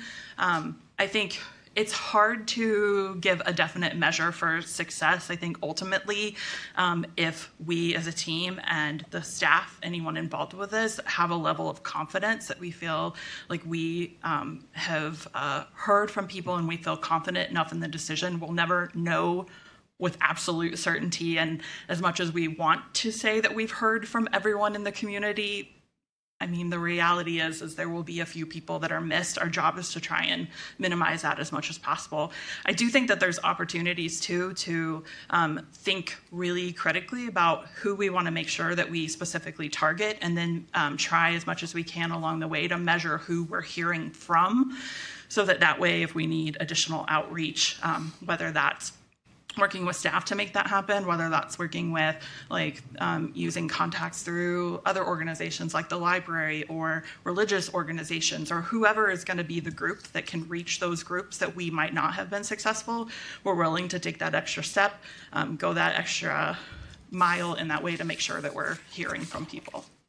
Thank you very much. Yeah, of course. Throughout the process, the board will need to evaluate not only capital costs, but also long-term operating costs, maintenance obligations, life cycle replacement costs, staffing impacts, and financial risk. How will your team help us understand the full financial implications of various scenarios so that we can make informed decisions that are sustainable for future boards and taxpayers?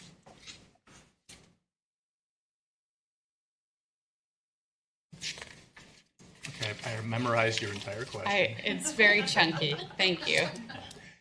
So again, with an integrated team in-house, regardless of what project it is, we're working with our construction team and our estimating team daily.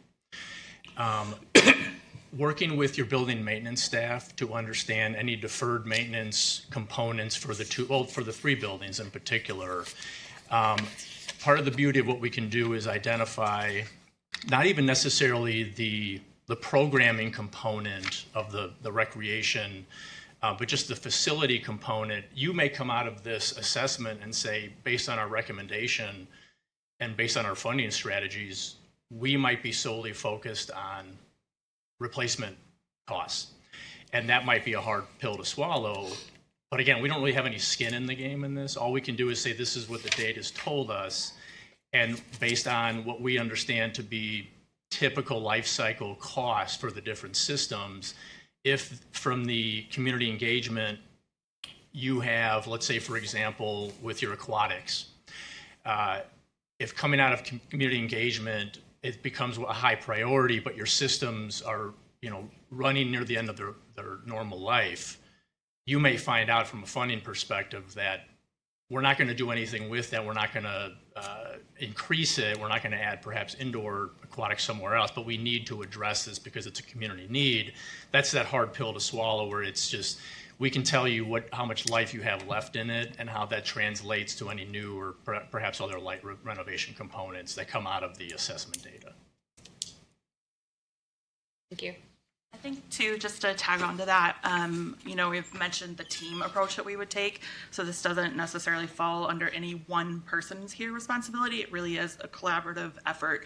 And so the operational side of things obviously is going to vary quite a bit depending on what the ultimate recommendations are, but taking into account things not just what would something new require if that's part of the recommendations, but if we're trying to swap things out or make different use, I think just our background in the field and understanding both here locally but also nationally about recreation trends and sort of what that participation or what that staffing takes to operate those things is something we'll be bringing into that piece too.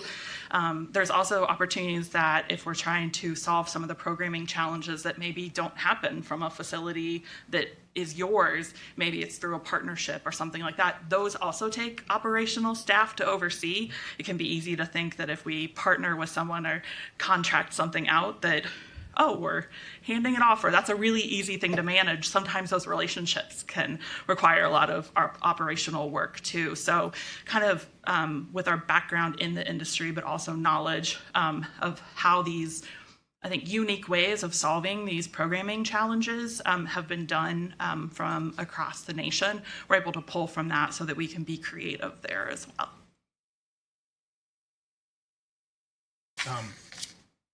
Operational and maintenance costs are not the glamorous side of an assessment, but what we can do is give you the information that's easily digestible to understand when you go through the programming component, the community engagement. If you spend all your dollars on, let's say, a renovation or addition to one of your facilities, if it comes at the expense of maintenance or operational costs, we don't want you to be backed into a corner to realize, hey, we presented this to the community, they were on board, and then a few years in, you understand you've got much larger issues with where those dollars go. So they do go hand in hand, but I think we're able to present it in a way that's easily digestible. Everybody good? Okay, Commissioner Duffy? So just this follow-up kind of to my question to you of the why, but if we were to call 3 of your recent clients today, what would they say is the single greatest strength your team brought to the project?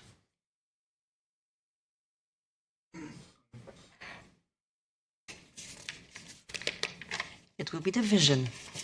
Division. It will be the vision and the ability to bring the vision to life.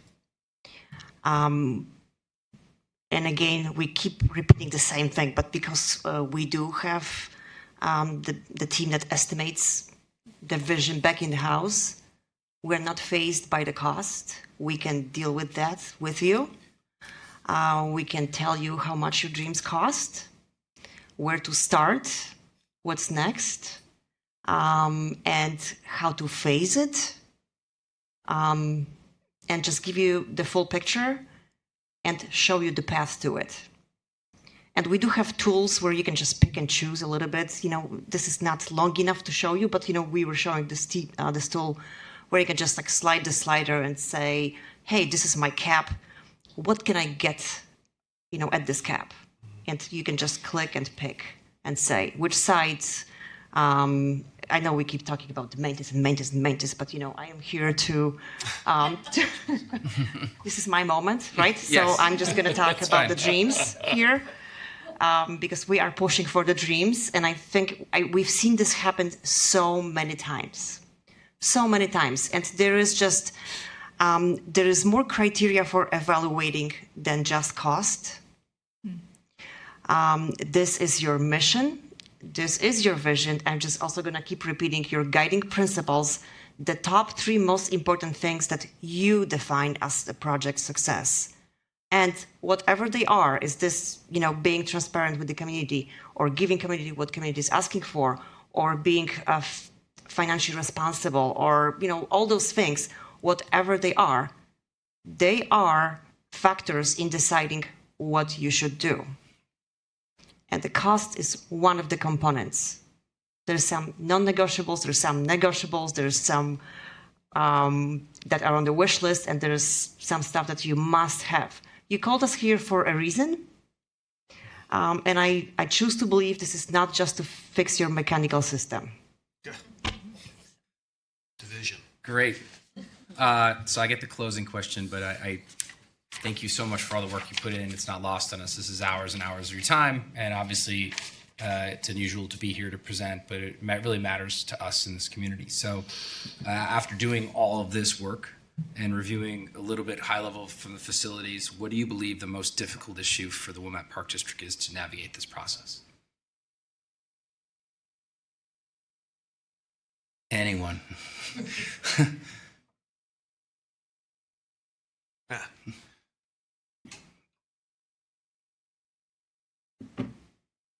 It's usually the most difficult thing is for everybody to agree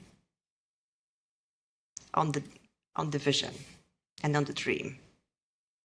The second one is to be to make sure there is a transparency in the process, and it's based and it's backed up by data and by concrete findings, something that you can rely on and prove that you're making the right choices.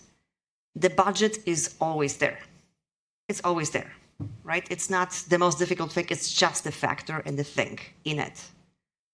But from what we hear, and based on our research, the transparency and the community input and engagement, and you said it today a few times already, that's the community engagement in the entire process.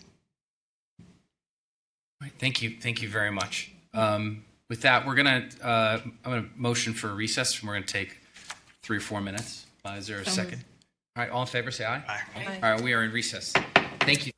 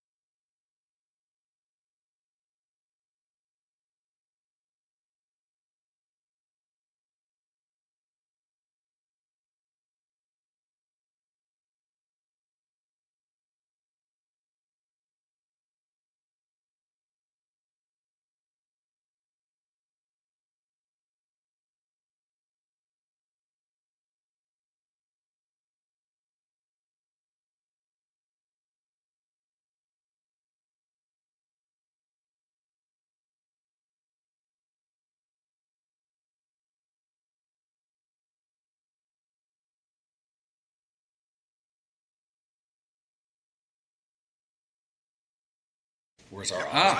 Crane Power Frost says we're ready to go. It is 9:16. We are back in 5.0. Thank you again to the finalists. That was excellent, excellent, excellent. So we're going to take some time for discussion. For the commissioners and everyone in the public, and tonight we're not choosing firm A or B, rather providing feedback on the finalists for staff to make a final recommendation. We will likely decide this in the next couple weeks and anticipate a special meeting on June 22nd to vote on that discussion, that recommendation. We'll first go around the crowd, around the table. Commissioner Adrianople is going to go first because she's the newest, and talk about both presentations, and we'll end up with Commissioner Goebel, then myself. High level, I think we can talk. I think it would be great to talk about things you like, things you would have liked to see, and then we'll go around again and open it up for more free-form discussion. If you are comfortable giving guidance, that is, of course, your choice. And as I said again, we're planning on a June 22nd special meeting to approve a finalist, and rationale can also be expressed at that meeting. We've all talked about this in advance individually. Commissioner Adrianople, the newest commissioner, thank you for volunteering to go first. Yeah. Thank you for asking me to go first. So I'll just start by thanking the staff, because I think that you put together a really exceptional process that led to having so many high-quality applicants, and I know a lot of work goes into it, so I'm just really appreciative of the staff and all the effort that you put into it with reviewing things so carefully and having such a strong kind of method and thoughtful criteria to lead us through this process.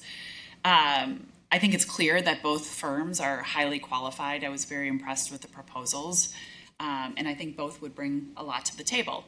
When I was thinking about tonight, I was kind of thinking in my head, like, what criteria would I use to make a selection at this point in the process? And I think one criteria, there were three that came to mind. One was, the partnership and kind of chemistry that the staff has with the consultants that they're working with. I think with projects like this that are complex and, and challenging and, working on multiple fronts, it's really important to have good chemistry. I think another is the authenticity is, really developing, who's capable of really developing a robust process and kind of hanging with us through that and making sure that the process drives the product.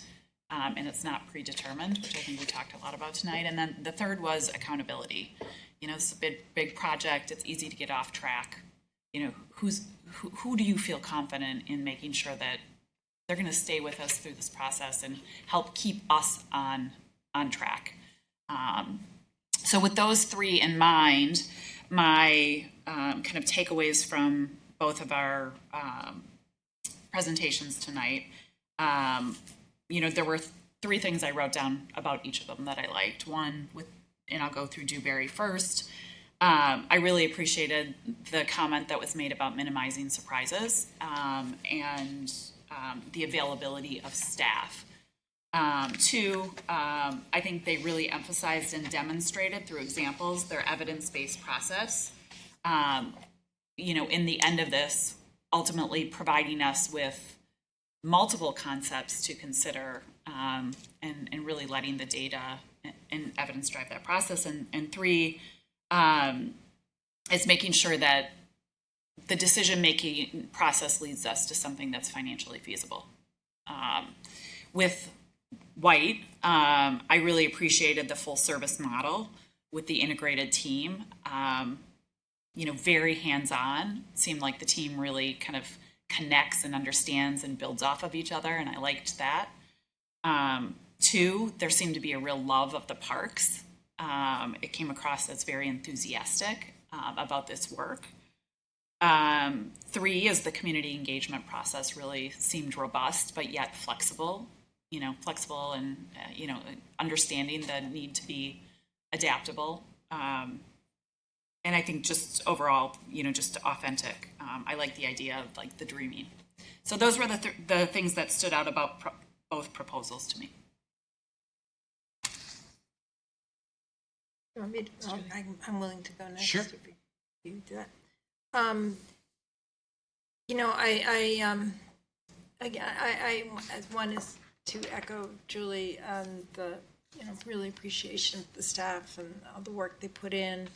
I think also that these two firms clearly put a lot of work into it as well, and I appreciate it very much. I'm just going to start with one of the things that did impress me with Wight quite a bit was the first screen that they had up on there showing it. They are highlighting the 3 facilities. They highlighted Centennial, the CRC, and and Big Tree Lane, and that to me kind of encapsulated where I felt like their proposal and their presentation, it was just so much more targeted. They were just more direct. They kind of, saying what they, and I made that comment that I felt like even their presentation had the answers to our questions, even Commissioner Duffy's as to why us, because that was one screen that they said, why us, and they had the list of it. So I really appreciated that, that more targeted and direct approach where they, sat there and explained what the community engagement would be involved. They had the listing of the items. Now, possibly, I have to say it, I listened to Dewberry speaking, clearly they had a lot of, knew what they were talking about, but I don't know, sometimes when people talk, I can kind of not totally focus on what they were saying, and that's kind of what I felt here when Dewberry was speaking. I didn't quite always focus on what they were saying, and I focused in. I was awake and really focused during all of Wight's presentation. I heard what they were saying, so I am just like weighing the two. And when I started looking at like the scores, I was giving Wight 5s in most of these lines, where I was a little like, well, at least for me, when I said for the community engagement, it's, we've worked with PCI before, so I kind of know what they're doing, but that didn't feel like they really gave anything concrete. So that's. Julie, I guess you were more level, but I have to say I really appreciated what I heard from Wight. And I know one last thing, because I was writing these notes. I felt like the Big Tree Lane project was just more forward. They mentioned it more. They were like focused on it more, where I kind of felt it was like an afterthought on Dewberry. I thoroughly enjoyed the presentations. Thank you for setting this up so that this process could be public too. I think it's so helpful, and it does change the dynamic of a presentation when it's out in public versus behind closed doors. And I even witnessed that there is a difference, of course, between the public presentation and then the live questions. And so I thought Dewberry did an outstanding job. Their presentation was very confident. You could see the skill in each of the individual businesses, and how they were able to bring that together was very impressive. I thought that their feedback on the question, Commissioner Duffy, that you asked about their 3 strengths was just, you could tell that there's an ease and a confidence in the expertise and experience they have in the industry. So I walked away from that conversation feeling very confident in their ability to lead us through a successful feasibility study. The word that I would use for Wight is charisma. You could feel the energy in the team, and in their presentation style, and in that in-house model that they have, the fact that they so easily could sort of point to each other to be like, oh, you take this, you get that. I circled and starred on my page, is it feasible, feasible, and fundable? I think that if I were to think about this project, that should be like at the top of everything that we have alongside community engagement. And I thought that their answers just acknowledging that one of the hardest things that we will go through is the community engagement piece. I think that the fact that they recognize that, none of us will shy away from it. We want to be in front of it. That's why we're having this conversation publicly. And the fact that they were able to acknowledge that, it showed, similar to that first screen showing all three facilities, it just showed an understanding of us, of our business, of what we've been through, and really set them apart for me. I'd also like to begin by thanking the staff. Thank you, Chris. As you know, behind the scenes, I was pushing to see more folks, and I'm so glad that we only had 2. So thank you very much for that. They were both absolutely excellent. I really appreciated both presentations, the effort that went in. They're obviously 2 excellent firms. I had some similar observations to what Cecilia had. I mean, right away with Wight, kind of seeing all 3 facilities up there, because over the last week or so in the background, I've been asking, is this mostly about one facility or is it kind of the big picture? So that really hit well for me. But I do think both were excellent. For me, I think it comes down to a philosophical question. I mean, you take a look at their 2 different approaches, and one seems to bring in a lot of outside groups who have expertise, and that's great.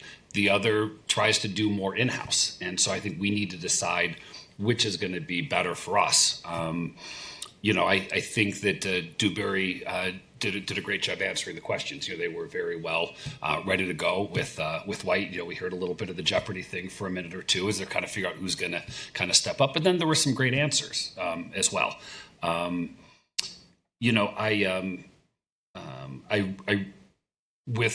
With Wight, I really, for me, I think I like the idea that they have the in-house estimators. I think it is going to be a real challenge to kind of figure out what's possible, and I think we're more likely to get more feedback quickly and be more realistic and more pragmatic.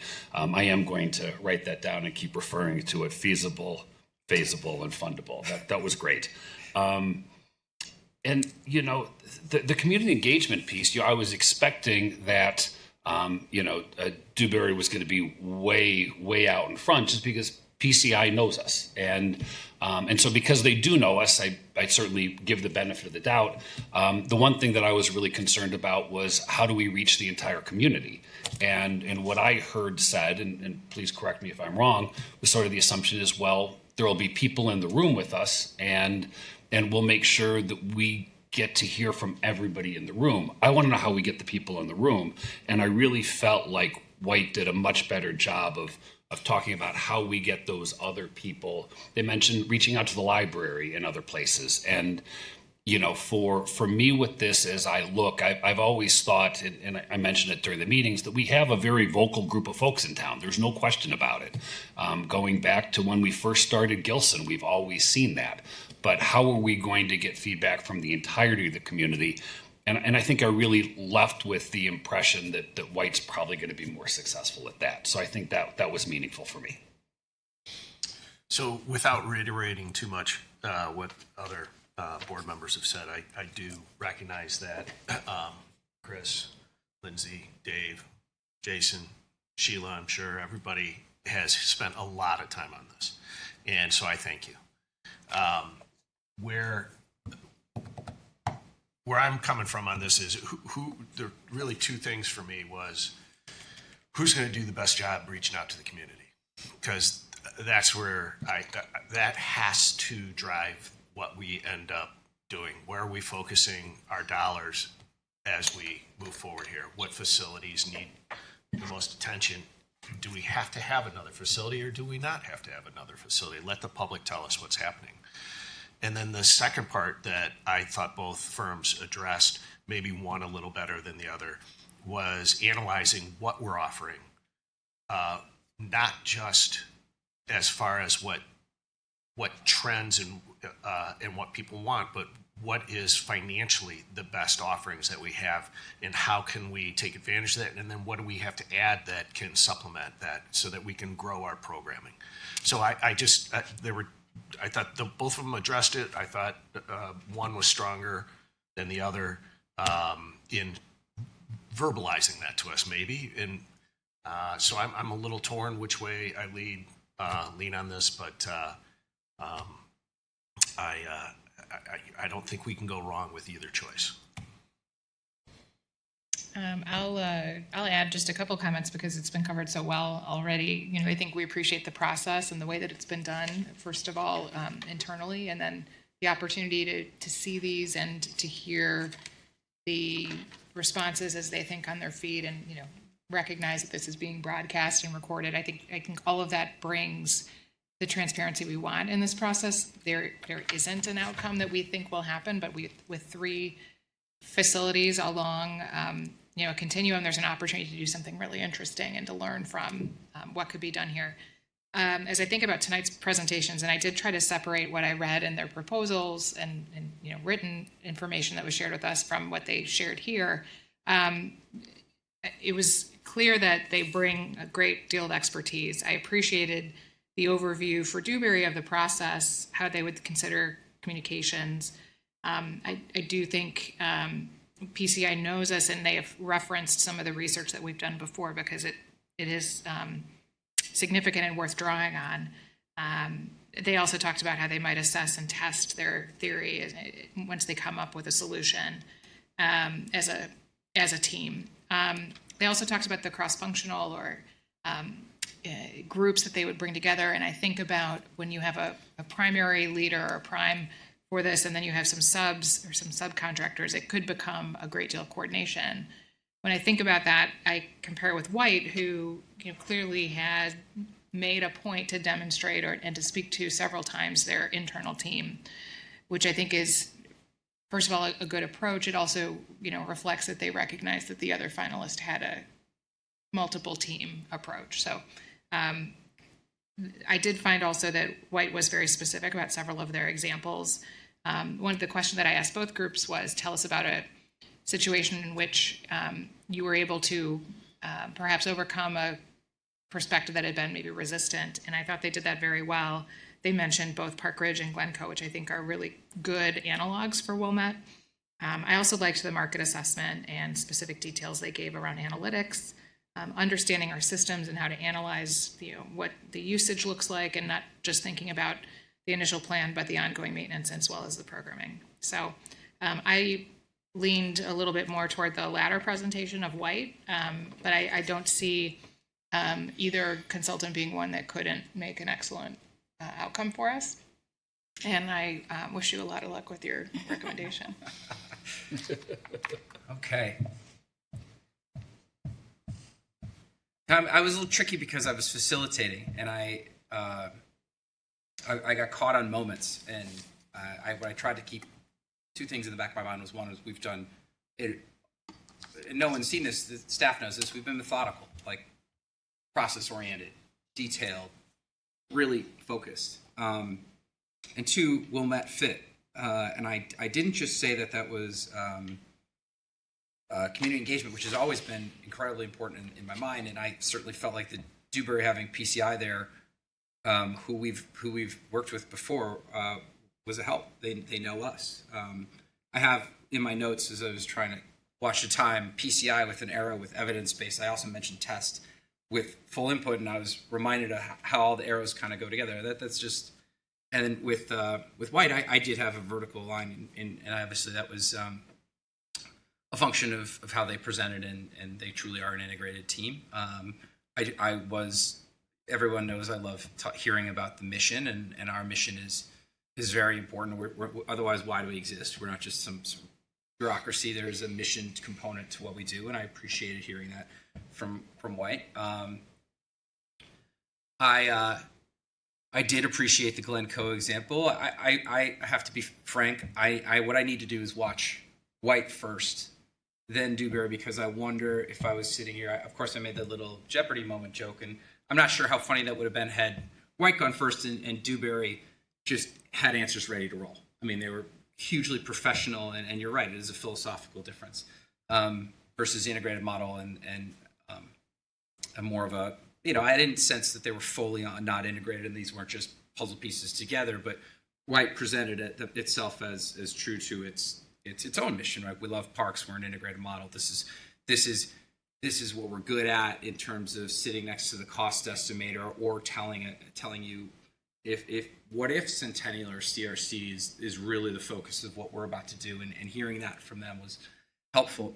Chris, I'm not necessarily giving you a firm guidance. I think we do both well with both. I certainly want to watch it again, given what I was doing. It's a bit of a cop out, but I think there is some recency bias in my mind about Wight, but I also was hyper impressed with how Dewberry handled going first and how they answered the questions and PCI. So that, me being the final comment, is there anything, having everybody heard each other, that they want to add on top of this? Just a reminder of the process we're taking from here, I think is helpful. Yeah. All right. So I definitely want to give a little bit more time for the board, so take the next couple of days, sleep on it, rewatch the interviews or whatever you need to do. And if you could follow up with myself with some of your notes or thoughts. I obviously have some notes from tonight, but I'd like to hear from the board in the next couple of days would be great, so that I can start putting that together and aligned with the rest of the process that we had up till this moment, so that I can thoughtfully bring forward the recommendation. Great. Thank you very much. Thank you to everyone. The idea here is that we're going to have our conversation or share a recommendation with our executive director, and then we're going to come back and we're going to have a vote in a special meeting, which is the 22nd of this month. So we're going to have,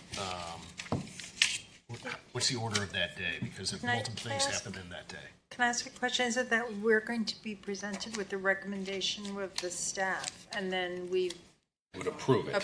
So we approve it. For a vote. So on the 22nd is a committee of the whole meeting. Right. We're going to have the committee of the whole meeting first, where we're going to present the audit. Yep. And then the special meeting will be, the audit will be one of the items to approve prior to the June 30th deadline, and as well as this. As approving this, and then we're also adding another thing to it, which is Tree the policy. Tree policy. Correct. All right. Thank you very much. I just wanted to be clear as to how we're handling this and what's going on, just in case anybody watches this meeting. All right. Thank you. Moving on to 6.0, staff reports. All right. So I don't have to go too far into the director's report on Big Tree Lane. We've had a couple hours of that. But again, thanking the board, thanking the finalists, and also our team here that's sitting through the night that is half of our review team. So thank you very much, and thank you for all the work that you've done, because as Patrick said, you're all very busy. So I just wanted to thank you on that. Dave's going to come up here and talk a little bit about summer and where we're at now. I don't want to steal too much of his thunder, but you saw the red shirts around town. You saw the parks filled, the facilities filled. It is a very stressful, very busy time for our team, who has hired hundreds and hundreds of staff and trained them and onboarded them and retrained and onboarded, and maybe we'll do more retraining and as we work through the summer. But I just wanted to take note that all of our teams across the board, as you see in my report, from finance and IT and HR, customer service, golf, the golf staff, the pool staff, the lakefront staff, early childhood. I mean, it's really the entire team, and recreation has a big group out there, and so it's exciting to see all those bodies. It's kind of why we do what we do, right? We go by the parks and facilities, and we see the smiles and we see the memories being made. So super exciting day. Dave needs some sleep at some point, so I'll move forward through this. We did receive a state grant from Representative Gon Gershowitz that will be $250,000, and that is a Department of Commerce and Economic Opportunity for the Build Illinois Bond Fund. And so we're extremely excited to receive that funding that will help us with the Centennial Project. That was, a big budget buster in our capital plan to replace the cooling tower. And then next year, we actually had to split that project because the roof replacement after goes into next year because it would have eaten up 2/3 of our capital plan, which is just not feasible. So I'm going to take a second here. I'm going to interrupt your staff report because since Chris has come on board with us, he has made it a bit of a mission to reach out to our state representatives in an effort to have something like this come to fruition where we gain some money. And so I teased him when he shared with us that he got it, that he finally paid for himself. So I do just want to point out that it was through his effort and some of his key staff that made this happen. So thank you very much. And I think it's a record grant number. It's the record amount. Not non-OSLAB for sure. Yeah. Yeah. Well done. We're just getting started there. Okay. Just getting started. Love it. All right, you heard it here first. Yeah. Set the expectation. Next, All right. Mr. Wilmette, right? Okay. All right, thank you. Okay, so moving forward, Parks and Planning, I'll touch on. All these reports, there's lengthy reports. Staff did a really good job of always putting in lots of great information in our reports. Capital projects are moving forward. We're adding the Centennial project that I just mentioned as we start to get that project underway.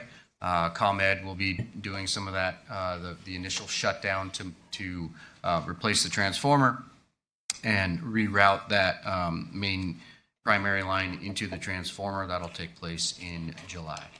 And then we'll start with some of the work following that. Summer facilities open successfully. HVAC infrastructure projects have been completed and facility improvements are continuing district-wide. It is a small but very mighty team that works really, really hard. Safety Town, a local landmark partnership with New Trier, delivered a fully completed Safety Town project that enhances community safety and education. On the golf team, operations are outperforming budget expectations, which is great to see, despite a very rainy start to the season, rainy and cold. And so record membership numbers that we heard from Adam and his team earlier have provided strong revenue base. We have strong program participation across the board, and the club play, men's and women's club play and match play has started at the course as well as the NSSRA's Gator Golf program, which is really a wonderful program. Matter of fact, next Wednesday is the USGA women's qualifier event at our course. So that's also very exciting. On the operations side, again, I've touched on it, but staff training, onboarding, 500 and how many staff was it? Well, so many. I don't know. in the, just before camp. Yeah. So we've got some full-time staff movement that we've had. I've talked about it before and prior. The good thing is we've been able to promote from within. But when you promote from within, now you're hiring twice as much staff, right? Because now you got to fill that person's role. So it's been a really strong effort from that team as well. On the finance side, I mentioned that we will have the annual comprehensive financial report, ACFR. That draft will be distributed to the board tomorrow. And so you'll have a good amount of time to review that report. They will be at the committee of the whole meeting to do a presentation from Lauterbach and Amann, the auditors. And then we'll carry on with the other items that we had mentioned. District remains financially strong, $614,000 favorable variance through April. Significant capital projects are progressing as mentioned.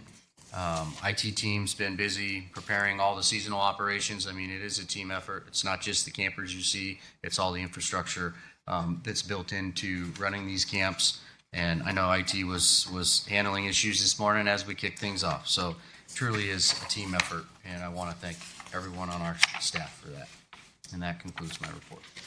All right, 6-4. Dave, long day for you. One of the longest meetings we've had in a while. Perfect combination. Superintendent Merrill, Recreation. So the May report, I'll just give some highlights. Most of it was written, but there's a lot of good stuff in there. A lot of great things happened in May. A big part of May is obviously the final push to being ready for today and the season in general. So I thank you to my colleagues and the rest of the staff around the district for literally all the hard work that went into making the season, getting the season off to a great start and getting camp off to a great start today. It really takes everybody all the time to make it all happen. It's pretty cool to see happen. But some of the cool things that happened last month, preschool graduation, if you happen to be there, it's always fun to see all the kids in the room and up on stage and that little milestone for all them. It's fantastic. In my world, we have 3 summer interns that are working with us, with the rec department in particular this summer. So it's been great to get to know them and get them onboarded, and they are already off working very hard, especially the first couple weeks that they've been here. So it's pretty cool. Foreshadowing, they will be with us in July to do a little report to you for all the great things that Last they year's will. was excellent. He was. He set a pretty high bar. Yeah. But all the great things they will have done with us by that point. As you know, we do this thing on July 3rd, and that's coming up very soon. There's been a lot of work and planning into going into that. I think I mentioned it before, but this is very heavily Wilmette themed this year. Like, we're trying to keep it all local, trying to make it all about Wilmette for July 3rd.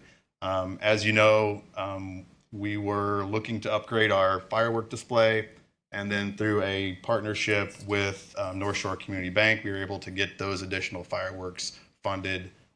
So it's been great to work with them and start to get that ball rolling and some Best part of your report. future stuff. More fireworks. Right. Who were the 3 Wilmette bands? Central High is going to open. Men on the Moon will play second, and then Antler Chandelier is going to close. We're having the anthem again? Yes. Yes. So one of the leads from Antler is going to sing the anthem. Oh, that'll be good. Oh, wow. That would be epic. Yes, it's going to be fun. It's gonna be Fireworks coordinated. right? Yes. Yeah. So then, as just to kind of catch you up on where we're at going into the season, May doesn't encompass everything that's kind of going on now. So in the rackets world, if you know how tennis works in Wilmette, it's everything moves outdoors, and tennis is a social sport that has a lot of social contracts with it in terms of this is how you behave and this is how you act. And when we get court reservations online, we have matches being played, there are a lot of people out there using public spaces, and we kind of rely on them to work together to solve any discrepancies or disagreements that happen out there, and they do happen. But I'm happy to say that I'm hearing the stories of people kind of working it out for the betterment of all that. But it's just an interesting environment as we do all this great stuff indoors in tennis. We all just move outside, and then we just expect it all to continue to happen, and it does, thanks to our community and our staff. We've started a summer in-house platform league this summer, small, but it's a great way to keep those players that want to keep playing going through the summer. I've been to several conferences and talked to a lot of people about pickleball, and apparently other communities have a lot of problems with pickleball, and I am happy to say that we really don't. We have a great relationship with our pickleball association. We've done a great job, I think, as a district of providing the resources and an appropriate level of intervention in that. But if you go out to the courts on any given morning in particular, there are lots of pickleball players, and they're all pretty happy. And check out the community play fields there. We've added some furniture, and so we've really kind of played upon the social atmosphere that's going on with pickleball. It's pretty neat. Our ice, it's a little bit of a quiet time in ice, but behind the scenes, we've been working with Wilmette Hockey to kind of talk about our relationship with them and how we can best use some of our ice for our programming, and giving up some of our ice programming time to them for the best use of them. So we've really kind of continued this great relationship with Wilmette Hockey, and that's kind of what we're doing in the ice season. We've talked quite a bit about the cooling tower project and the roof replacement project. And so as a staff, we've been working together and talking with our partners what that's going to look like over the course of this summer and then into the next year as this whole project goes through, because this is a big deal. It's a big project. It's going to have an impact. But the reality is lots of other communities have gone through projects like this. So we will get through it. We will find a way to work with other people, to work, within ourselves to get through this project and come out better on the end of this. So good things still happening in ice. The lakefront, we're fully staffed now at the lakefront. And we've also made some staffing changes operationally to help kind of bolster our customer service and kind of reposition ourselves to better address the needs of the community. So our sailing community is a very tight-knit group, and we've kind of focused on some of those areas as a way to help kind of provide a better experience for everyone there. And we've decided to, or Meg and her staff have shifted around the kind of the check-in policy and the enforcement area. And I won't focus on the enforcement, but kind of the communications, where we have our park patrol staff in some of those positions working with our sailing community. So we have kind of fresh eyes on things, fresh policy, communication with them. So I think we're kind of just moving parts around the property so everybody kind of gets a taste of customer service across the board. We are working on mitigating many of the parking issues that we occasionally have down there. We haven't had a full lot yet, which has been great. We did a few things where we've kind of adjusted our enforcement times in the morning to not overlap with camp. So we haven't had a lot of, I guess today's the first day, but we haven't had a lot of issues we didn't have issues today with people dropping off and overstaying and getting tickets and some of that stuff. So we pushed back some of our enforcement to make sure that we were being a little bit more sensitive to the people coming down and using the beach in the morning. We painted some new lines. We actually painted some fire lanes. We hired some end caps that made it more clear to everyone that you can't just park wherever you want, so we don't have to give out as many tickets. With some new signage, we have a towing contract that will give us some kind of ability to do some enforcement if that ever gets to that point. But we've just positioned ourselves to better deal with some of the issues that have come up, across the last couple of years. And today is the first day of enforcement, right? Or was it over the weekend? No, it started over Memorial Day. Memorial Day. Yeah. Okay. Yeah. And I haven't gotten any tickets really that people have sent to me through the village, so maybe they haven't filtered through yet. Okay. I do get to be a part of that process. The pool season, although the golf season may be a little bit wet, but actually the pool season, other than a cold few days, it actually has been a fairly favorable start to the pool season. Our numbers in terms of passes and visits and stuff this year are ahead of last year, but last year you're aware that we had a real rough start and it was cold. And so saying that that's our bar, we should be happy about where we're at right now, that's not really fair. But we are kind of in between where we were in 23 and 24. So we're kind of trending where we should be in terms of passes that we've sold so far. The experience at the pool has been great this year, and we're all looking for an awesome season at the pool. I'm sure you've seen the information that our marketing team put out about our summer concert series. We've got a lot of great stuff going on all across the village, whether it's Village Green or at Mallinckrodt, and a lot at Wallace Bowl. So there's a lot of great free stuff out there for people to come and enjoy. So check that out if you haven't already. And oh, by the way, we started summer camp today. I saved that for last because obviously it's the most obvious thing that we have going on right now. But Chris said it very well. But I tried to be a little bit of everywhere today, and things went really smoothly everywhere.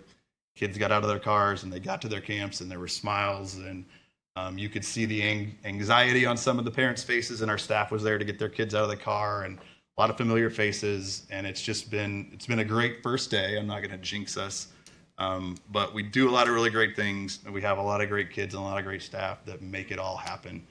I don't have any interesting or juicy data about first date, or first day kind of stuff. If you can give us a little bit of time to let the dust settle a bit, we do have some data that we can provide that'll give us a little bit of insight as to where we're at as far as summer camp goes. But we are looking at it.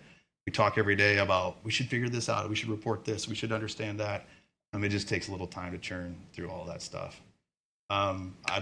I'm more than welcome to field any questions you have about May or the start of the season or summer camp. I'll add a compliment. The signage at the CRC is excellent because you host so many camps there, and the color coding and everything, you can visually know where you have to go in an already kind of confusing parking lot because of the one way very well. Happy kids, tired kids, happy parents, and Yes. a great partnership with D39 again, which I feel like every summer we really need to be appreciative that we're in their buildings, and we're grateful for that space, and our campers get to experience how fun it is to be at a different school maybe, and so thank you and job well done. Well said. Thank you. And I'll just also make a comment. I was down at the beach, and the mats seemed to extend longer, which enabled me to take my parents down to the beach and walk. So I know there's been a lot of discussion about the ADA efforts in our community, and I just want to say that that's one that I really personally appreciate and was happy to see that those mats are in place. Thank you. You're Thank you, welcome. Dave. Sure. Dave. Before going into 9.0, thank you to everyone here. Long meeting. Very much appreciate it. Longest in a while. So I move to adjourn to closed session for the discussion of the purchase or lease of real property for the use of the Park District, including meetings held for the purpose of discussing whether a particular parcel should be acquired, as well as the setting of a price for sale or lease of a property owned by the public body in accordance with Section 2C5 and 2C6 of the Open Meetings Act. I will second.